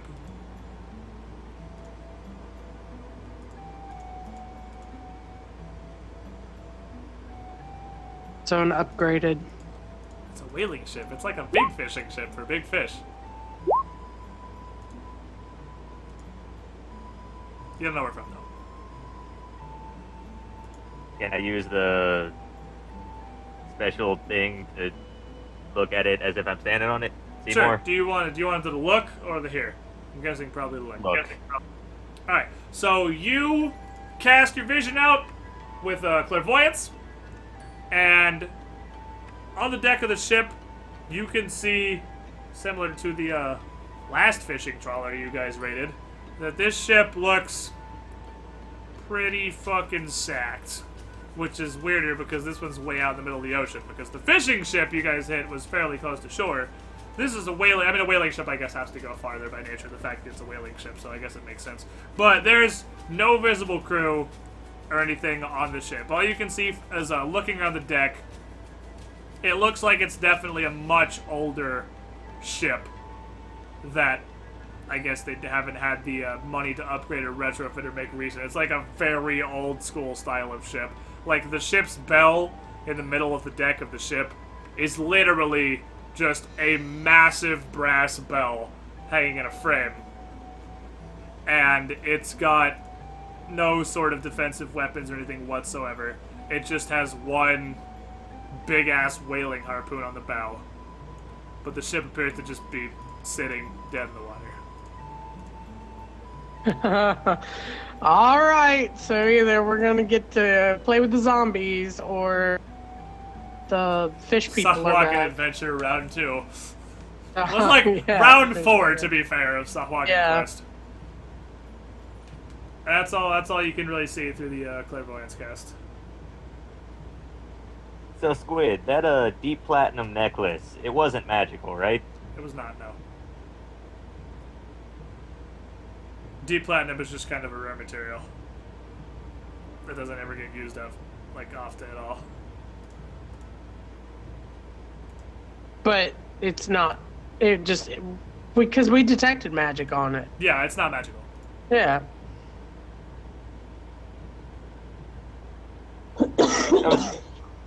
Yeah, we could take the whaling harpoon and use it to grapple ships. There you Just go! shoot the fucking harpoon through it. I'm gonna go boink this whaling harpoon, turn it into a piracy harpoon. We're gonna retrofit this for my own purposes. Fuck them. I mean, we could. Are we gonna go play with the spoopy ship, Captain? And Shemby, because you weren't here last week, this is kind of the same situation they had with the fishing trawler that turned out to have been scuttled by Sahwagan. And they had to fight a bunch of them on board, and that's when they got the deep platinum necklace in the first place. So if I put the deep platinum necklace on, maybe it'll give me taunt against all the Sahwagan. Make him fucking angry. It's not a horrible thought. Do it. You gonna wear it? Let go. Sure, I'll put it on, because if it's not magical, it doesn't interfere It with, doesn't like, do my anything amulet. anyway, so it's just mundane jewelry, so you can just wear it.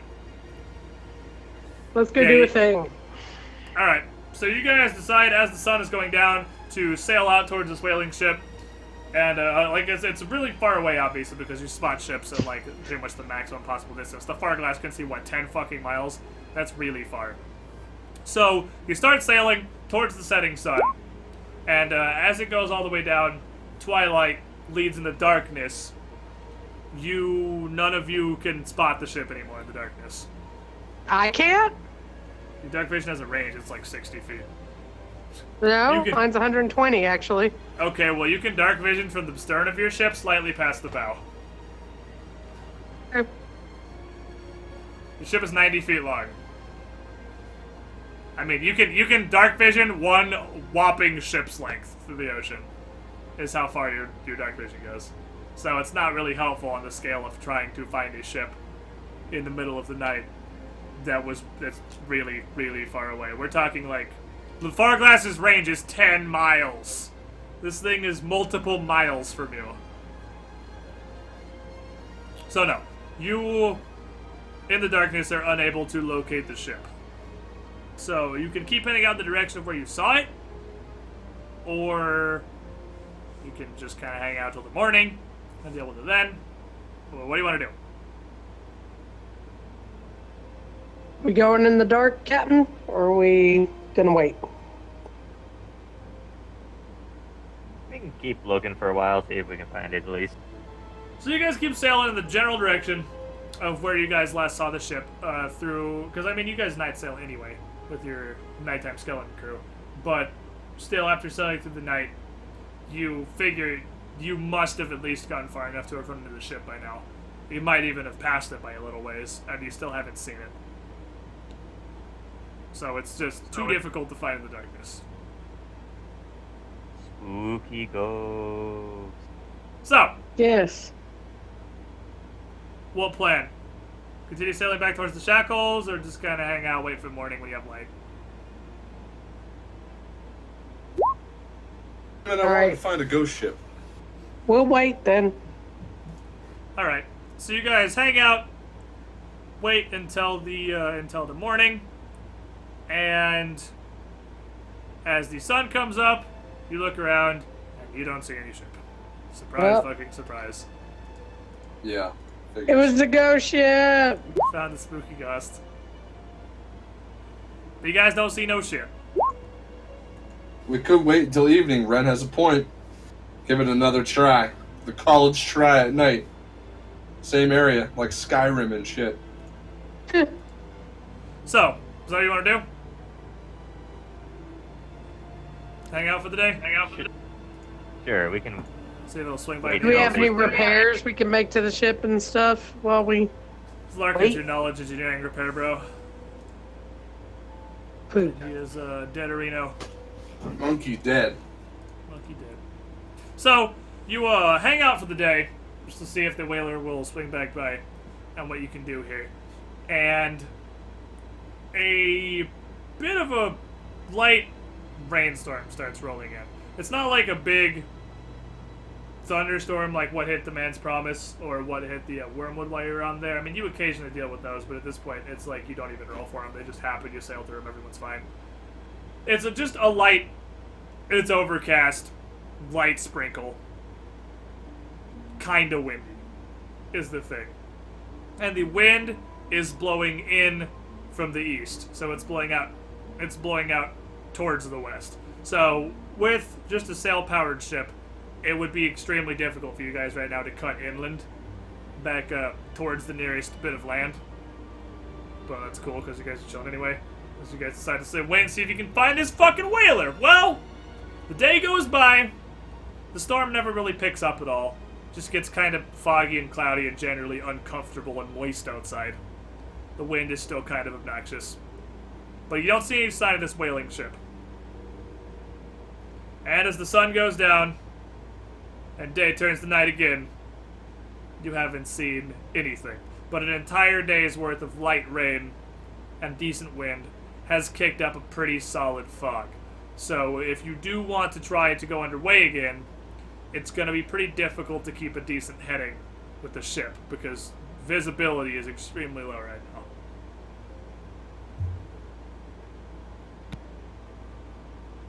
So sun's about down. I'm not just going to pop darkness on you. What do you want to do as the sun's setting? Ren saying weigh anchor. Don't move. Just fucking hang out. Don't try and just make random headway through the fog. Don't let the fog Yeah, control random that sailing right. could be bad. Yeah, random sailing typically ends in bad things, especially when you're in complete open sea. And even without the fog, you don't have any sight to land. So, I mean, to be fair, it's almost more of it just makes you feel uncomfortable thing, because from where you're at, you can't see land anyway. So, the visibility isn't a huge deal. It's just like stuff could happen.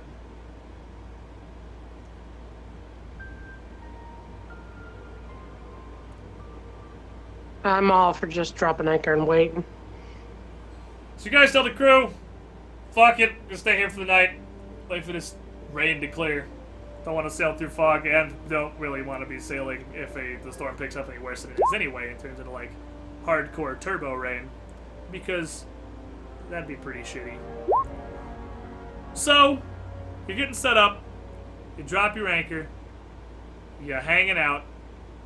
And as you guys are getting everything set to just stay here for the night, somebody spots a ship. Visibility is not very high, so the ship is very close. Probably about within 200 feet of you, off the port side of your ship before anyone sees it. Just barely silhouetted through the fog. And it's going right alongside you guys, just making a pass. And you can't really make it out very well. All you can hear is a loud, echoing ship's bell ringing from the ship as it goes past. Spooky. Drifts a little bit closer. And you can identify it as the whaling ship you saw last night. You still can't see anything better than what you could before, but you can definitely verify there is absolutely nobody on this ship. It's just drifting along of its own free will. Yeah. And right before it passes by and slips back into the mists, and you can't see it, you can make out the nameplate on the bow of the ship. Let me guess. The death knell. Death bell? The death knell! You deaf bastard. So, Sandara immediately just fucking bolts into her quarters and comes back out with a big fucking legend about flipping through it. She's like, seriously? The fucking death knell is real? Is this actually happening? I think that was real. She's like, hold on, this was in the book. Let me see. She's looking through, trying to get to where the death knell is in the book. And she's like, alright, let me see. Okay, so, paraphrasing, the death knell. Ghost ship stalks the Shackles in the nearby regions, supposedly captained by Whalebone Pilk. According to the stories, stalks its prey for 2 nights, and then the crew's never heard from again. Oh, shit! It's a legend, though, because if they were never heard from again, how would they have it the 2 nights? So We need to go, Captain! We need to leave! I'm not opposed to leaving, though. This sounds like an okay plan. Artemisia's recommendation? Get the fuck out of Dodge. Well, at least we'll have a good story to tell.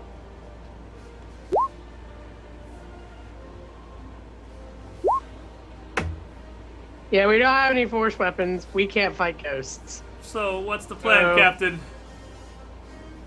Magic still does half damage to incorporeal, doesn't it? We gotta fight a ghost ship? Look.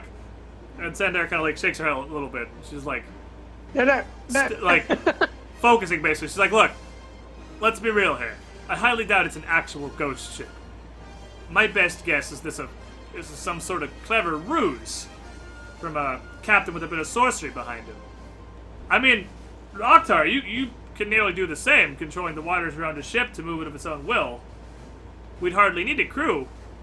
Shortly, it might be another captain that does something the same. I mean, that would make a lot of sense, right? Pick up the mantle of a ship of legend and just try and scare crews into submission before you even make any move at all. I mean, it can't really be a ghost ship, right? My mom was from another dimension. Fair. Ghosts exist. Maybe it is a ghost ship. Regardless, if we're going to be up against either a ghost ship or a very powerful sorcerer, I don't think we really want to face either of those right now if we can avoid it, aye? So, I'm with the leave vote. I put the vote towards the leaving.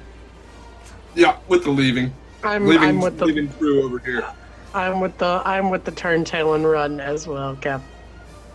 We can absolutely try to leave. I'm just thinking what happens if we can't get away. Well, I guess the choice has been made for us. Right. Yeah, If 10 we out of 10 Blackbeard tactics, pretty much.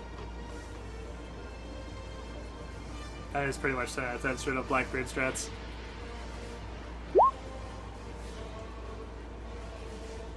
Well, it's going to be the same thing either way.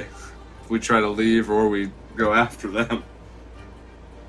One of them gives us a chance of living, though. Let's try to go anywhere but here.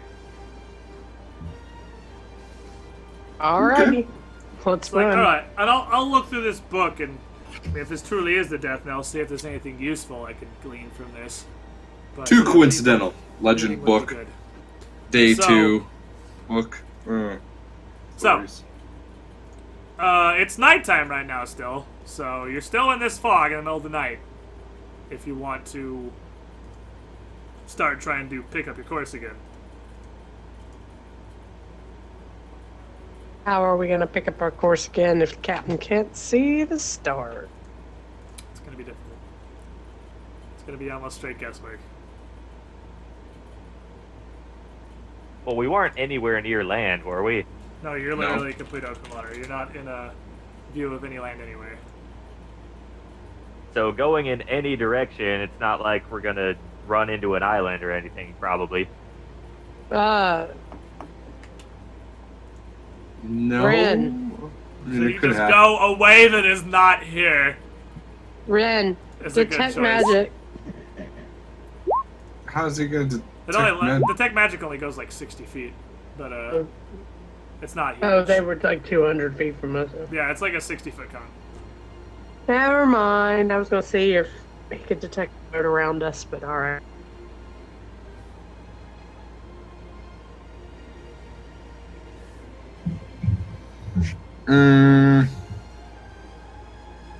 So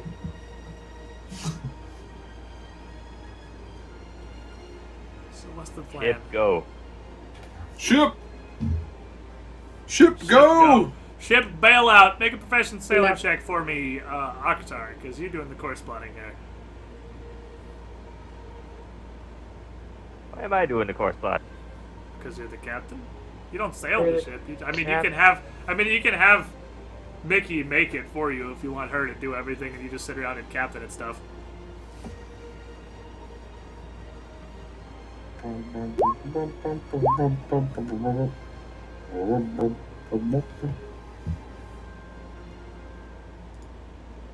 You want me to roll them? Somebody roll it. Alright, I'll roll it. Pretty solid. 29. That's not bad. So 29 to try and figure out what direction you're going and plot a proper course to continue still going the general direction you want to go. But the point is to not be here anymore. So Yes, I feel like You the guys- fog is their thing. way up anchor. Your crew's kind of terrified, but your ship gets underway, and you sail through the night as normal. Except, I mean, nobody gets a whole lot of sleep because you're being stalked by the death knell. Whether or not that is actually a ghost ship, that's a relatively scary thing. But the sun comes up the next day, same as always, except you can barely even tell because this fog has become so thick that you can't Oh, even really no. tell the position of the sun itself, only that the area around you has grown just a bit brighter and visibility is just a bit further than it was before. Detect magic on the fog, it is not magical. Although, to be fair, you could, like, even if you did detect magic on fog, like, even if it was, like, the fog spell, the fog itself is still not inherently magical.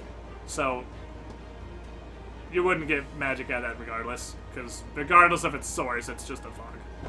I mean, there could be magical fog, this would be some sort of spell or something, but this is not that, this is just fog. Anyway.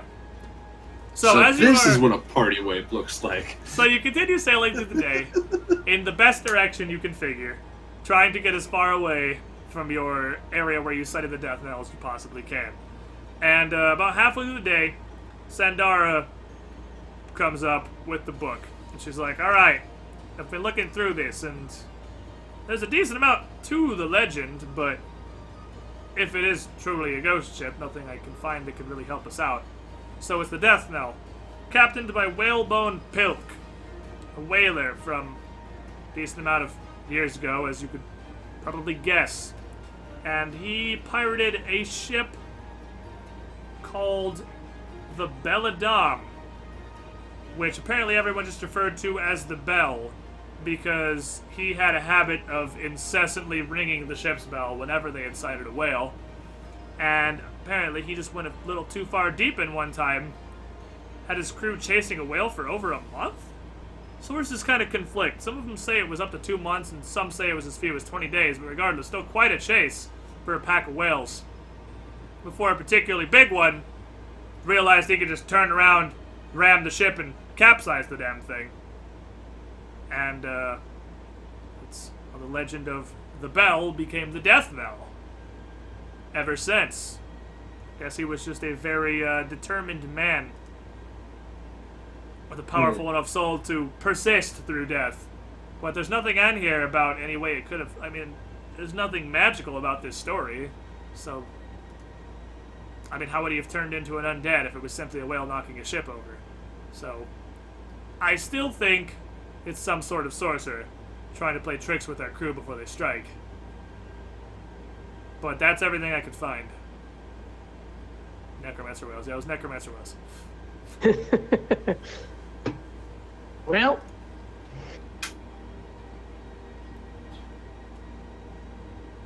running.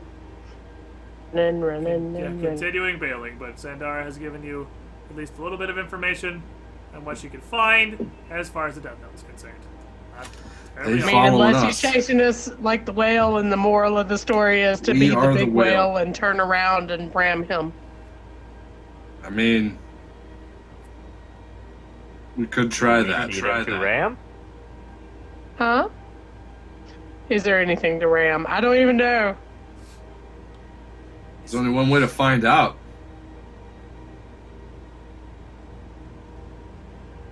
I feel like if we keep running, it's just going to be foggy forever until we crash our ship and die. Or we could try to ram and recreate asshole's fucking nightmare. Because I hate Alright. stalkers. So, are you guys still on the run as far away as possible plan for right now? The get the hell out of Dodge strategy? Guess. Alright, so you guys keep bailing out. The fog does not abate at all. Surprising See? absolutely no See? one. And your crew is We're just gonna have to fight, whatever this starting is. to get a little bit scared. And as the fog starts to get a little darker, it's not even properly night. Like, it's barely even to sundown. And you guys have to light lamps just to keep any sort of visibility available on deck at all, because this fog has gotten so goddamn thick. And as the sun goes down, and day turns to night once again, it clears. The fog sort of dissipates. You get into a thinner area. It seems like you're breaking out of the main cloud. And sure enough, by the time it's night, you have gotten completely, like almost entirely out of the fog. Visibility is back up to a few hundred feet. And as you escape the embrace of this mist, as Ren is predicting, you can make out the shape of the death knell in front of you in the distance. Oh, shit. Only a few hundred feet away. But this time, you're gonna roll initiative. We have to find their ship! We have a I ain't afraid of no catapult. ship. So, it's pretty far from you guys right now. Couple hundred feet. But it's bearing down directly at your ship. And you guys are over yonder, and the death knell is up ahead of you, and it's just fucking heading towards you. So, why don't you Play roll chicken. me some initiative, Cha, the helmsman. Well, that's Oh, not great. Yeah, Death Our Knell initiative wins. modifiers only at +4? Yeah, my initiative's 4. Death Knell is definitely going to win that one. And this... The Death Knell comes at you at a breakneck pace. No sails, but this fucker is moving 120 feet per round. So it is just speeding faster than you could ever hope to make your ship go, barreling directly towards you. And as it approaches, you can hear that sound in the distance of the bell ringing constantly. And it fires the harpoon. And that's really far away, so it's still... That's a pretty fucking solid roll, though.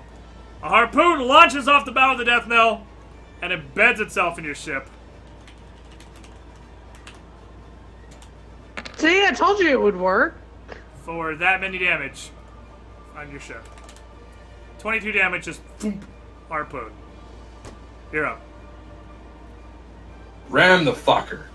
Right in the face. So they're going at a ridiculously.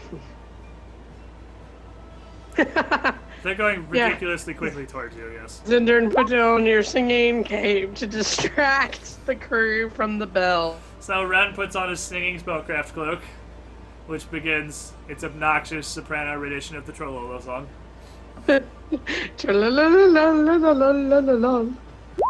So, you're up, Cha.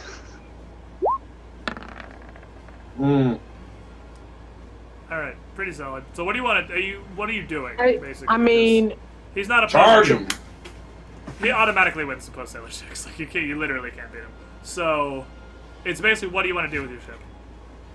Well, we probably don't want to hit him head on. We don't want him to broadside us either. We need to, like...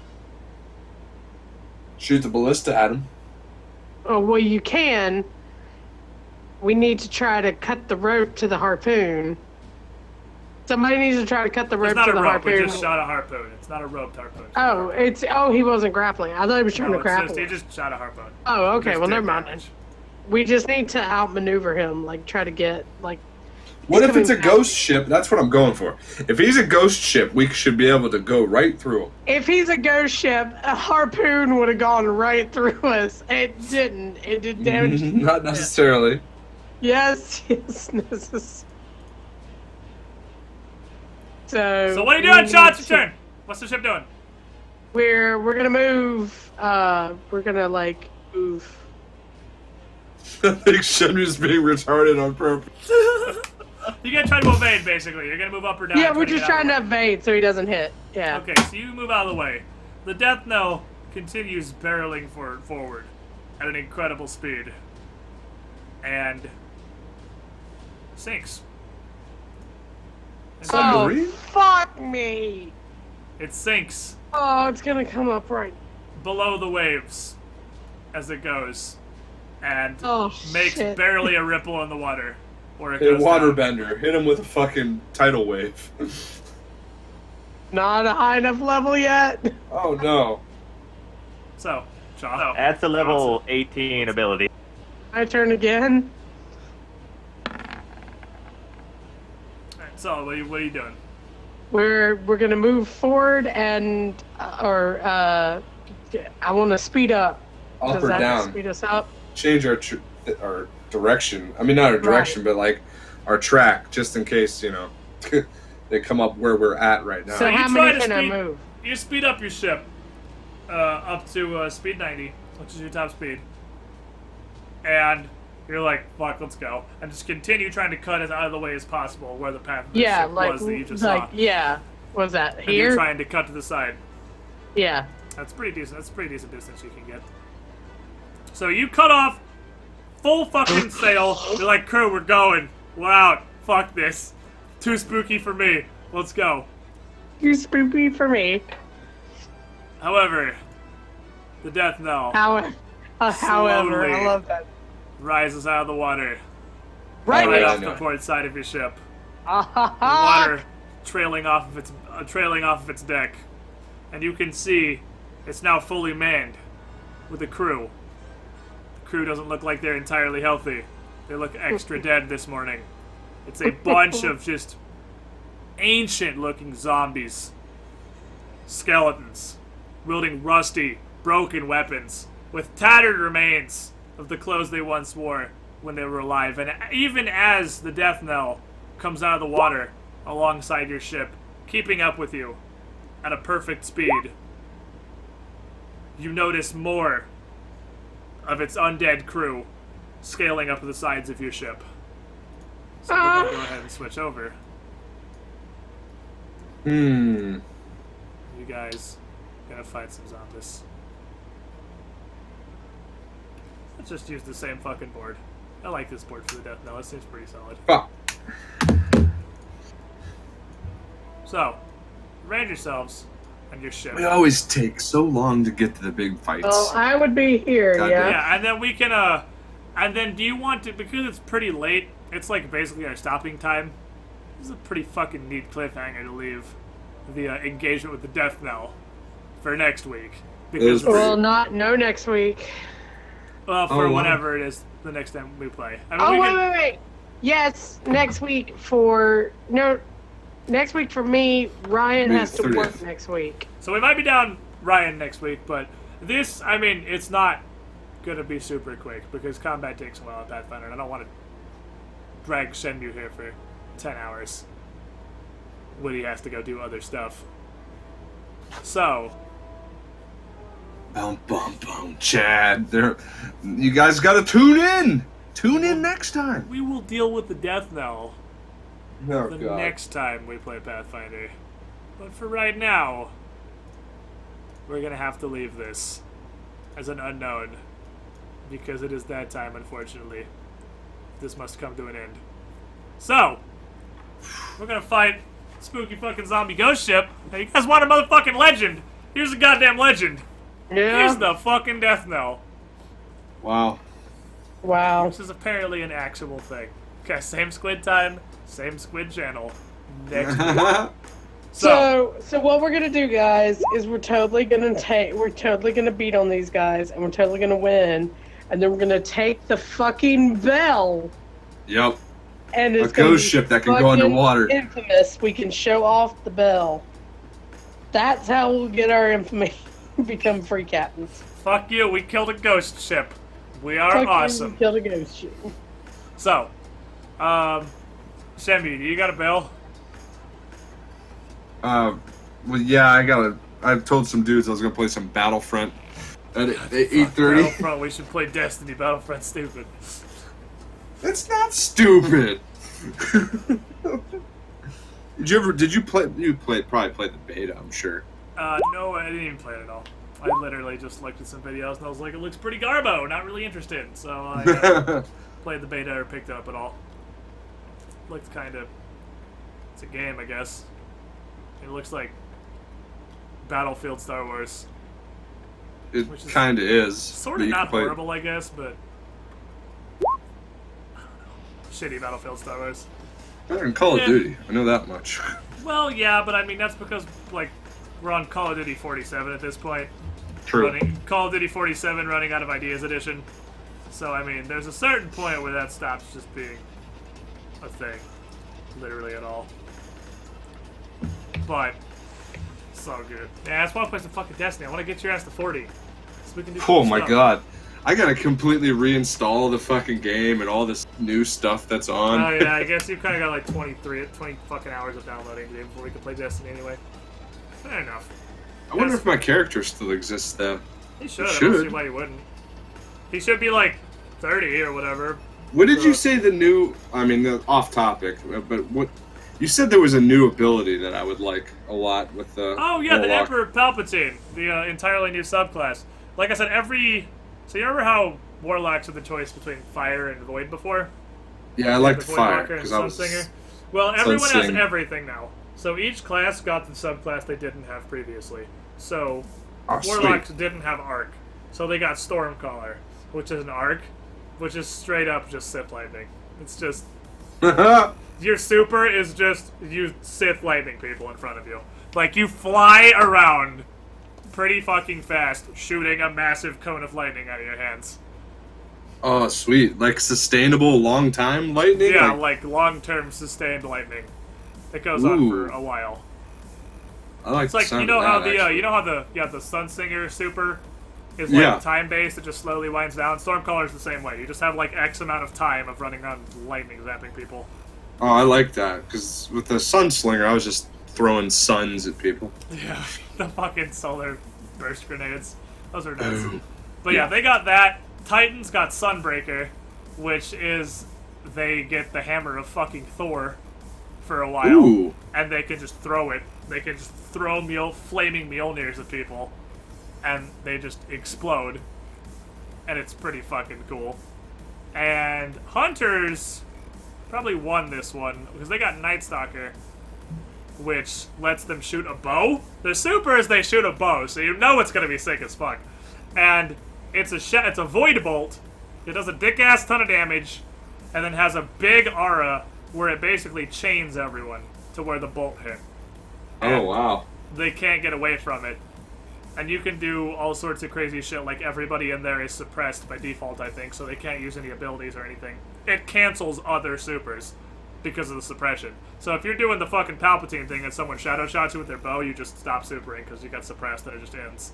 And you So, can't- what if, like, alright, whoever would be using that chains a whole bunch of dudes together, and then I come in lightninging everybody? That would be like an Ares ult from fucking Smite, kinda? Basically. It doesn't pull them in, they just can't get away from the anchor.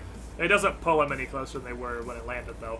They're just kind of like God. stuck by it, and they're slowed, and they're suppressed, and you can get a perk where any damage you deal to any of them gets dealt to everyone that's chained to the post. Like, it's Jesus it's Christ. ridiculously awesome. And it makes hilarious amounts of orbs. So you can just fart out 10 billion orbs for your fire team so they can all do their supers. It's cool as fuck. You need to get Yeah. Destiny installed so we can play this video game. And get I back to will. my parents' house. I'll put This it in weekend. later on today, tonight, so it fucking installs. Con's low damage. Yeah, it's basically Shadow Shot. Con's low damage, one-shots people with bow. Yeah, I still play the same shit. I still play Bubble Titan. Because Bubble Titan is just awesome. I love the bubble. It makes me happy. The bubble is epic. I remember the bubble being a lifesaver for a while. Bubble is absolutely a lightsaber. They have so much cool shit in Destiny now with all the different weapons and whatnot. Like, they have a weapon, it's called Touch of Malice. It's a scout rifle that when you shoot the last bullet in the clip, it doesn't empty the clip. It just takes a little bit of your health and does double damage.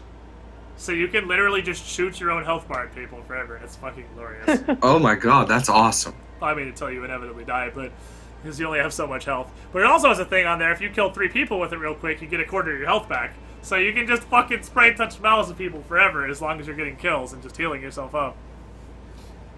That's good. What we doing? I think I am actually going to stop the stream right here to get Christmas shit done because I have to go to my parents gotta- when I wake up tomorrow. So I got shit I gotta go wrap. Ugh. I think I had to handle shit here now because I'm going to be outie for 3 days. And then I will see you guys hopefully this weekend. I can't guarantee Saturday. Depends. Because if I leave Friday night, I should be able to get back here and stream Saturday. We will see. If we do, though, when I get back, Link, we can totally fucking do the Destiny raid when I get back Saturday. If I'm here. I'm super on board for that. Or if Shemio has the game installed, we can do baby adventures with Shemio. Trying to get him 40. And do dumb sparrow racing and shit. Goodness. Dude, sparrow racing is hilarious. You need to get on before sparrow racing ends, because not only is it entertaining, it gives you stupidly good gear. Because the gear doesn't scale to your level at all. So you can literally just get end-game gear, just by doing sparrow racing. You can get a dope-ass 300 light helmet. It's pretty fucking neat, you should probably do it. Anyway, chat. Just for wow, okay. Yeah, just for racing. So you don't even have to win, you just have to be there. He's gotta show up and participate. That's all you gotta fucking do. So, chat, thank y'all for hanging out. Merry Christmas, friends. We might play some Destiny Saturday. Merry Christmas! Hopefully. And worst case scenario, I'll see you all on Monday. Or I'll try to fit in like a short stream Sunday, if I can. I'm gonna go fucking do shit. I'm gonna go Good wrap news shit. is with Christmas over, this is the end of the holiday season ruining everything for everybody. And just nuking everybody's schedules into non-existence. We can just Well, go back ours to our... is still nuked, so. I can just go back to my regularly scheduled programming of not having to do other shit and just streaming the Monday through Thursdays and Saturdays and not leaving every other week. So, If people are around next week, like I said, Ryan works till 7 something, so he'd be here for the end of it. I've got a shit, so I could Octar it up. But Okay. the week after that, in Atlanta for SWC. So well, we will just run it how we can run it. We'll just let it do what it do. If we can play, we'll play. If not, we don't. That's life. Chat out. We'll see you guys later. Good day, friends. yes, bye. I didn't think a single. We just did that for like 4 hours straight, 0 breaks, like champions. Yeah. A marathon event. Champions of the world, champions of Pathfinder.